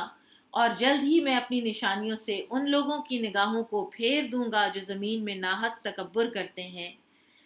ये जो अल्लाह ताला ने फरमाया है कि मैं तुम्हें नाफरमानों का घर दिखाऊंगा, और यानी ऐसी कोई जो अक़वाम है कि जिन्होंने नाफरमानियाँ की और उनके क्या अंजाम हुए, आज हम भी देख सकते हैं अपने इर्द गिर्द। और अल्लाह ताला ने कुरान में इस बात का हुक्म भी दिया है। आप देखें कि जो काहिरा में जो म्यूज़ियम है उसमें एक जो फ़िरौन है, बाज़ का ये ख्याल है कि ये वही है कि जिसका ये कुरान में ज़िक्र है, और ऐन मुमकिन है कि वही हो, अल्लाह आलम। लेकिन ये है कि कोई फ़िरौन तो है ना, वो कोई फ़ेरो तो है ना वो। तो बाज़ लोगों का ख्याल है कि ये मूसा अलैहिस्सलाम वाला नहीं है। अगर नहीं भी है तो फ़ेरो तो है ना। तो अल्लाह ताला ने किस तरह इन लोगों को, और उसकी हालत ऐसी है कि थोड़ी देर तक के बाद उसकी तरफ देखा नहीं जाता, इतनी घिन आती है। और इंसान जो है ये वो था कि ये वो लोग थे कि अगर इनकी तरफ अवामुन्नास में से कोई देख लेता, इनके ऊपर नज़र पड़ जाती, तो ये उसकी आंखें निकलवा देते थे कि कहीं ऐसा ना हो कि लोगों को पता चल जाए कि हम तो इन्हीं के जैसे इंसान हैं। और ये बेसिकली ये फिज़िकली इनमें से कुछ तो डिफॉर्म्ड भी थे और छोटे छोटे कद के ये लोग थे। लेकिन इन्होंने, अगर आप देखें इजिप्शियन जो उनके खंडरात इनके महलों के, तो इतने बड़े बड़े ह्यूज स्टैचू इन्होंने अपने बना बना के अपने महलों के बाहर लगवाए हुए थे कि लोगों को ऐसे लगे कि हम ऐसे हैं। और फिर अल्लाह ताला उनको कैसे इनसिग्निफिकेंट करता है, कैसे उनको लोगों की नज़रों में छोटा करता है। अल्लाह ताला ही है जो इज़्ज़त देने वाला और ज़िल्लत देने वाला है। तो ऐसे नाफरमानों के जो घर हैं और इनकी जो जगहें हैं, उनको देखकर इबरत पकड़ता है हर वो इंसान जो ईमान वाला है। लेकिन अल्लाह ताला फरमाते हैं, जल्द ही मैं अपनी निशानियों से उन लोगों की निगाहों को फेर दूंगा जो ज़मीन में नाहक तकब्बुर करते हैं। कुछ लोग ऐसे भी होंगे कि जो ये सब निशानियां देखने के बावजूद अकड़ाई हुई गर्दनों के साथ वहाँ से निकल आएंगे उन जगहों से, और वो उससे कुछ भी सबक हासिल नहीं करेंगे, वो कुछ भी इबरत हासिल नहीं करेंगे। उनके जहन में ये बात नहीं आएगी कि कल ये लोग इस दुनिया में कैसे बस रहे थे और आज ये लोग किधर हैं। अब देखिए, बहुत सी अक़वाम ऐसी हैं कि जिनकी अल्लाह ताला ने चीज़ें छोड़ दी हैं इस दुनिया में, हम उनको देखते हैं। आप अगर और ये मामला अल्लाह ताला का हर किसी के साथ है, फर्मा बरदार और नाफरमान हर किसी के साथ, कि मटेरियल चीज़ें तो यहीं रह जाती हैं, लेकिन बिल आखिर हर इंसान को इस दुनिया से जाना है। और जो आप तुर्की अगर चले जाएं और वहाँ का जो म्यूज़ियम है उसको देखें, जहाँ पे ये ऑटोमन एम्पायर की और वो सारे जो वो हुरम सुल्तान और ये सारी जो इनकी मलकाएँ थीं, उनके जो ज़ेवरात, उनके ब्यूटी बॉक्स, उनके वो कॉम्पैक्ट मिरर्स, उनकी हीरे जवाहरात से जड़ी हुई ये सारी चीज़ें वो वहीं पड़ी हुई हैं। वो ग्लास बॉक्सेस के अंदर अब पड़ी हुई हैं। अब सिर्फ उनको साफ सूफ करके रखा जाता है, और वो लोगों के देखने के लिए कितना इबरत का ये सामान कि इंसान इतना कुछ रखे। अल्लाह करे कि वो मुसलमान थे और अपने साथ भी कुछ लेकर गए हों, लेकिन बहरहाल एक्स्ट्रावेगेंस अल्लाह सुब्हानहू व तआला को बिल्कुल पसंद नहीं है। इतनी लेविश ज़िंदगी के इंसान इतना मालो दौलत अपने ऊपर लगा दे कि एक वो फ्लास्क था, मैंने देखा, एक फ्लास्क था प्योर सॉलिड गोल्ड का, और उसके ऊपर रूबीज ही रूबीज, रूबीज ही रूबीज, और बीच बीच में डायमंड्स उसके जड़े हुए थे। और वो क्या था कि वो किसी सुल्तान का था कि जब वो निकलता था जंगलों में और जंगों के लिए, तो इसमें वो पानी पीता था। तो बहरहाल इबरत हासिल करनी चाहिए इन चीज़ों को देखकर। और अगर वो तमाम निशानियां देख लें तो भी इन पर ईमान नहीं लाएंगे, और अगर वो हिदायत की राह देख लें तो इसे इख्तियार नहीं करेंगे, کچھ لوگ ایسے ہوتے ہیں کہ جو اس ساری چیزوں کو دیکھ کر حسرت کا شکار ہو جاتے ہیں کہ کاش ہمیں بھی وہ گلوری مل جائے، چند دن کی گلوری ہمیں بھی مل جائے جو ہم آج ان لوگوں کی دیکھ رہے ہیں جو دنیا سے جا چکے ہیں، بجائے عبرت کے حسرت کا شکار ہو جاتے ہیں۔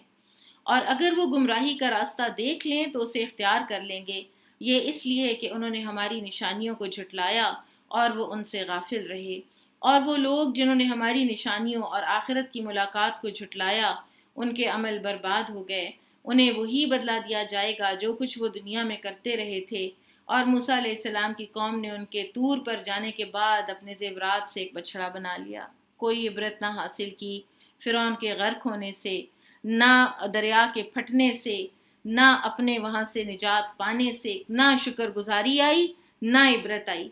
اور زیورات سے ایک بچڑا بنا لیا۔ وہ ایک جسم تھا جس کی آواز گائے کی تھی، اور گائے ان کے ذہنوں میں ایک بہت بڑی کوئی چیز تھی، کیونکہ یہ وہاں سے ایجپٹ سے نکلے تھے۔ ایجپٹ ایک مینلی ایگریکلچرل معیشت والا لینڈ تھا، وہاں پہ گائے جو ہے اس کا ایک بہت بڑا رول تھا انسانی معیشت میں، وہ ہل جوتتی تھی، تو ان کے ذہنوں میں گائے کی بڑی بڑائی تھی، اور ایک انہوں نے اپنی پوجا کے لیے رکھی ہوئی بھی تھی جس کو کہ پھر اللہ تعالیٰ نے ذبح کروایا تھا،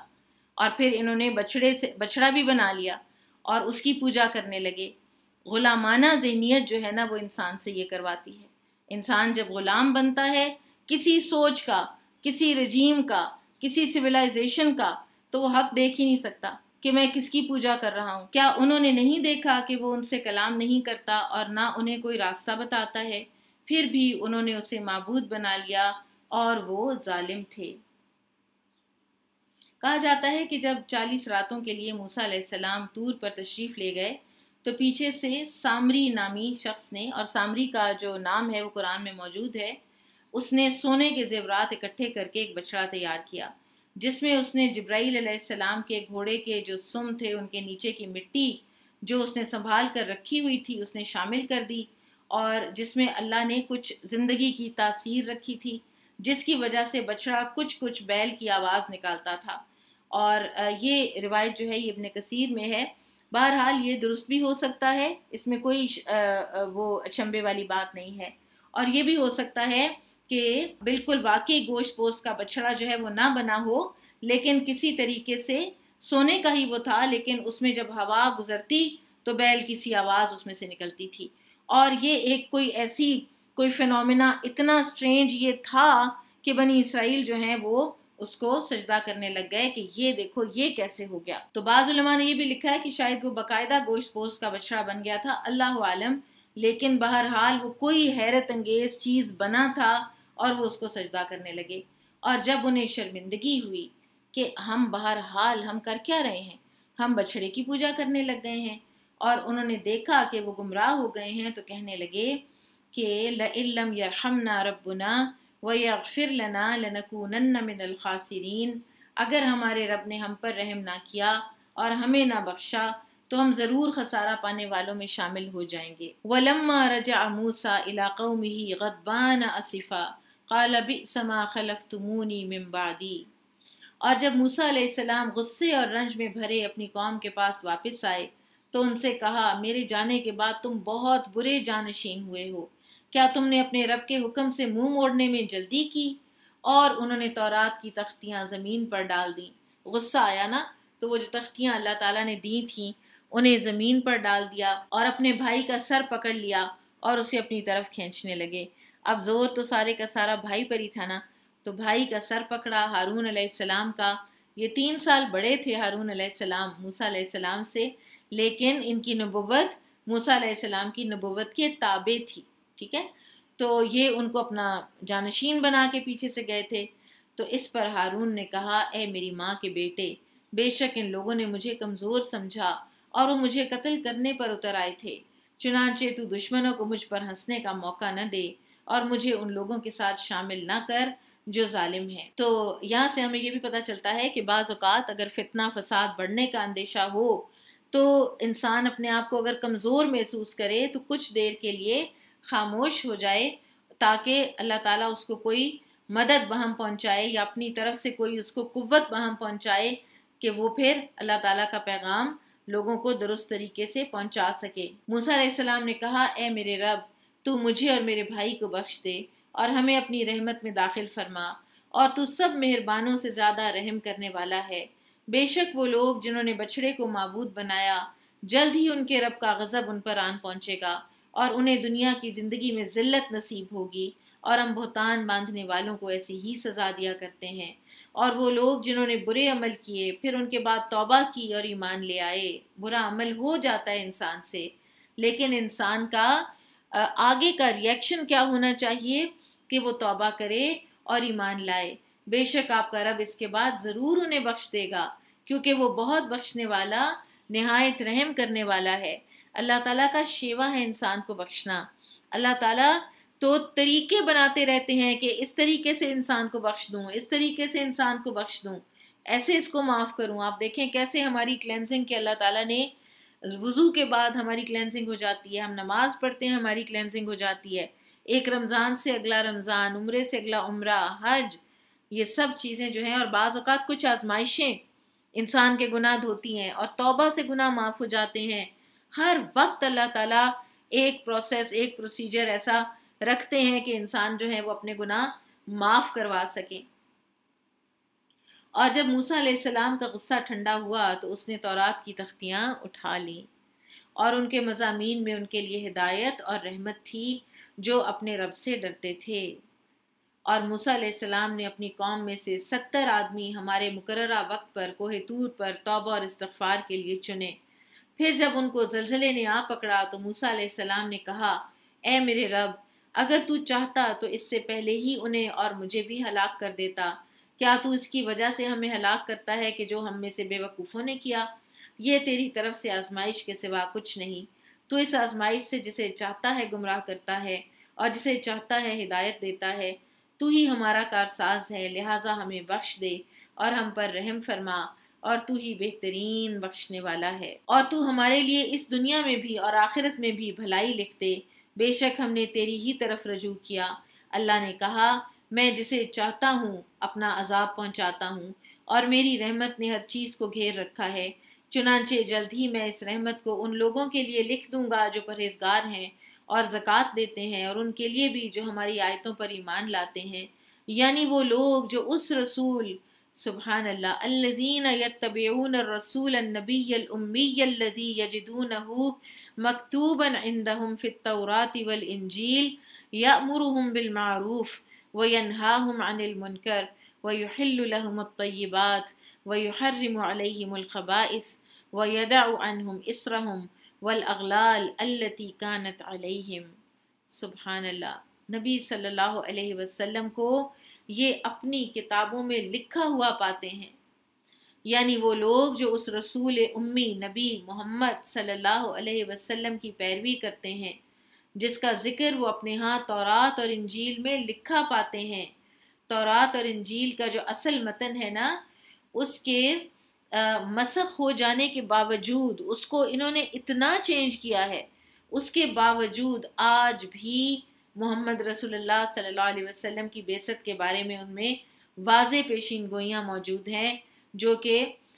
جو مختلف ان کی گاسپلز ہیں اور کتابیں ہیں، تورات کی استثناء، پھر انجیل میتھیو، انجیل یوحنا وغیرہ، ان سب میں آج بھی موجود ہیں۔ مثلاً یہ جو میں نے آپ کو اوپر بتائیں تورات اور انجیل کی کتابوں کے، ان کے پورے باقاعدہ ریفرنسز دیے گئے ہیں بعض تفاسیر کی کتابوں میں،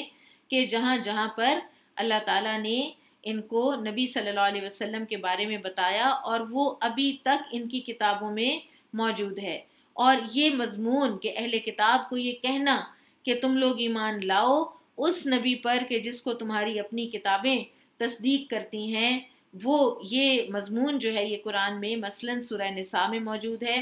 اے اہل کتاب، ایمان لے آؤ اس قرآن پر جو ہم نے نازل کیا ہے، وہ اس کتاب کی بھی تصدیق کرتا ہے جو تمہارے پاس پہلے سے موجود ہے، قبل اس کے کہ ہم لوگوں کے چہرے بگاڑ کر پیچھے پھیر دیں، یا اسی طرح ہم ان پر لعنت کریں جس طرح ہم نے اصحاب السبت پر لعنت کی تھی۔ اور یاد رکھو اللہ کا حکم نافذ ہو کر رہتا ہے۔ اللہ تعالیٰ نے بار بار قرآن میں فرمایا، یہ اس کو ایسے پہچانتے ہیں جیسے یہ اپنے بیٹوں کو پہچانتے ہیں، اسی طرح سے کتاب کو، اسی طرح سے قبلہ اول کو یہ پہچانتے تھے۔ وہ انہیں اچھے کاموں کا حکم دیتا ہے اور انہیں برے کاموں سے روکتا ہے، اور وہ ان کے لیے پاکیزہ چیزیں حلال کرتا ہے اور ان پر ناپاک چیزیں حرام ٹھہراتا ہے، اور ان پر سے ان کے بوجھ اور وہ طوق اتارتا ہے جو ان پر تھے۔ چنانچہ جو لوگ اس پر ایمان لائے اور انہوں نے اس کی تعظیم کی، نبی صلی اللہ علیہ وسلم کی تعظیم ہمارے ایمان کا حصہ ہے۔ رسول اللہ صلی اللہ علیہ وسلم کے لیے جب ہم اپنی زبان کھولتے ہیں تو ادب کے تقاضے ملحوظ رکھتے ہوئے کھولنے چاہیے، اور اس کی مدد کی، ان کے مشن کی مدد کی، اور اس نور ہدایت کی پیروی کی، یعنی قرآن کی جو اس پر نازل کیا گیا، وہی فلاح پانے والے ہیں۔ سیدہ عائشہ رضی اللہ عنہا سے مروی ہے کہ رسول اللہ صلی اللہ علیہ وسلم نے فرمایا، انجیل میں لکھا ہوا ہے کہ آخری نبی نہ بدخو ہوگا اور نہ سخت دل ہوگا، اور نہ بازاروں میں شور مچانے والا ہوگا، اور نہ برائی کا بدلہ برائی سے دے گا، بلکہ معاف اور درگزر کرنے والا ہوگا۔ اسی طرح سے نبی کریم صلی اللہ علیہ وسلم نے فرمایا، 6 خصال ایسی ہیں، یعنی 6 کیریکٹرسٹکس، کہ اگر کوئی مسلمان کسی ایک کو اپنا کر بھی فوت ہو جائے تو اللہ تعالیٰ کے اس کے بارے میں ذمہ داری ہے کہ اسے جنت میں داخل کرے گا۔ ایک وہ آدمی جو جہاد کرنے کے لیے نکلا اور اسی سمت میں فوت ہو گیا، اللہ تعالیٰ ایسے آدمی کی جنت کا ضامن ہے۔ دوسرا ایسا آدمی جو کسی جنازے کے پیچھے چلا، اگر اسی سمت میں فوت ہو گیا تو اس کا ذمہ دار بھی اللہ تعالیٰ ہوا۔ تیسرا وہ آدمی جو کسی مریض کی تیمارداری کرنے کے لیے گیا، اگر اسی طرف ہی فوت ہو گیا تو اس کا ذمہ دار اللہ تعالیٰ ہوگا۔ چوتھے وہ آدمی جس نے وضو کیا پھر ادائیگی نماز کے لیے مسجد کی طرف نکلا، اگر اسی سمت میں فوت ہو گیا تو اللہ تعالیٰ اس کا ضامن ہوگا۔ پانچواں وہ آدمی جو کسی اسلامی خلیفہ کے پاس آیا تاکہ اس کی پشت پناہی اور تعظیم و تکریم کرے، اگر وہ اسی سمت میں فوت ہو گیا تو اللہ تعالیٰ اس کا ضامن ہوگا۔ اور چھٹا وہ آدمی جو گھر میں رہتا ہے، نہ وہ کسی مسلمان کی غیبت کرتا ہے اور نہ کسی کے لیے غصے یا سزا کا باعث بنتا ہے، اگر وہ اسی حالت میں فوت ہو گیا تو اللہ تعالیٰ اس کی بھی جنت کا ضامن ہوگا۔ یعنی ایسی ایسی تعلیمات ہمیں نبی صلی اللہ علیہ وسلم کی احادیث میں سے ملتی ہیں، اور تعظیم اور تکریم ایک مسلمان خلیفہ کی بھی اگر انسان کو جنت میں لے جاتی ہے، اس کو نصیحت کرنا، اس کی سچی خیرخواہی کرنا، تو نبی صلی اللہ علیہ وسلم کی تعظیم تو بدرجہ اولیٰ ہم سب پر فرض ہے۔ کہہ دیجئے، اے لوگو، بے شک میں تم سب کی طرف اللہ کا رسول ہوں، جس کے پاس آسمانوں اور زمین کی بادشاہی ہے، اس کے سوا کوئی معبود برحق نہیں، وہ زندہ کرتا اور مارتا ہے، لہٰذا تم اللہ پر اور اس کے رسول امی نبی پر ایمان لاؤ، جو خود بھی اللہ اور اس کے تمام کلمات پر ایمان لاتا ہے، اور تم اس کی پیروی کرو تاکہ تم ہدایت پا جاؤ۔ اور موسیٰ علیہ السلام کی قوم میں سے ایک گروہ ایسا ہے جو حق کے ساتھ رہنمائی کرتے ہیں اور اسی حق کے ساتھ عدل کرتے ہیں، اور ہم نے بنی اسرائیل کو 12 قبیلوں کے لحاظ سے 12 گروہوں میں بانٹ دیا تھا، آرگنائز کر دیا اللہ تعالیٰ نے ان کو، اور یہ اللہ تعالیٰ کی ان کے اوپر بہت بڑی رحمت تھی کہ اگر یہ سارے کے سارے اتنا ڈھیر سارے لوگ، کہتے ہیں 6 لاکھ تھے یہ، اگر یہ اکٹھے ہوتے تو آپس میں ہی لڑ مر جاتے۔ اور جب موسیٰ علیہ السلام کی قوم نے اس سے پانی مانگا تو ہم نے اس کی طرف وحی کی کہ تو اپنا عصا اس پتھر پر مار، اس نے مارا تو اس پتھر سے 12 چشمے پھوٹ نکلے، تب ہر قبیلے نے اپنا گھاٹ جان لیا، اور ہم نے ان پر بادلوں کا سایہ کیا، اور ہم نے ان پر من اور سلوہ نازل کیا، اور کہا کہ جو پاکیزہ چیزیں ہم نے تمہیں دی ہیں ان میں سے کھاؤ۔ اور اس کے بعد انہوں نے جو کچھ کیا تو ہم پر ظلم نہیں کیا، بلکہ وہ اپنے آپ ہی پر ظلم کرتے رہے۔ اور جب ان لوگوں سے کہا گیا، یہ ساری جو واقعات ہیں یہ ہم سورۃ البقرہ میں پڑھ آئے ہیں، اور جب ان سے کہا گیا کہ تم اس بستی میں ٹھہرو اور اس میں جہاں سے جی چاہے کھاؤ پیو، یعنی رزق حاصل کرو، اور کہو حتتن، یعنی ہمیں معاف کر دے، اور شہر کے دروازے میں سجدہ کرتے ہوئے داخل ہونا، تو ہم تمہاری خاطر تمہاری خطائیں معاف کر دیں گے، پھر ہم نیکی کرنے والوں کو اور زیادہ دیں گے۔ پھر ان میں سے جن لوگوں نے ظلم کیا تھا انہوں نے اس لفظ کو جس کا انہیں حکم دیا گیا تھا اس کے برعکس بدل ڈالا، تب ہم نے آسمان سے ان پر عذاب بھیجا، اس لیے کہ وہ ظلم کرتے تھے۔ اور اے نبی صلی اللہ علیہ وسلم، ان یہود مدینہ سے اس بستی کے بارے میں پوچھیں جو سمندر کے ساحل پر واقع تھی، جب وہ لوگ سبت یعنی ہفتے کے دن میں حد سے گزر جاتے تھے، جبکہ ان کو یوم سبت کو ان کی شکار کی مچھلیاں ان کے پاس ظاہر یعنی پانی کے اوپر آ جاتی تھیں، اور جس دن ان کا ہفتہ نہ ہوتا وہ ان کے پاس نہیں آتی تھیں، اسی طرح ہم انہیں آزماتے تھے اس لیے کہ وہ نافرمانی کرتے تھے۔ انشاءاللہ اصحاب سبت کا تذکرہ اور اس کی ایکسپلینیشن ہم کل کریں گے۔ بارک اللہ فیکم، سبحانک اللہم و بحمدک، اشہد ان لا الہ الا انت، استغفرک و اتوب الیک۔ السلام علیکم ورحمۃ اللہ وبرکاتہ۔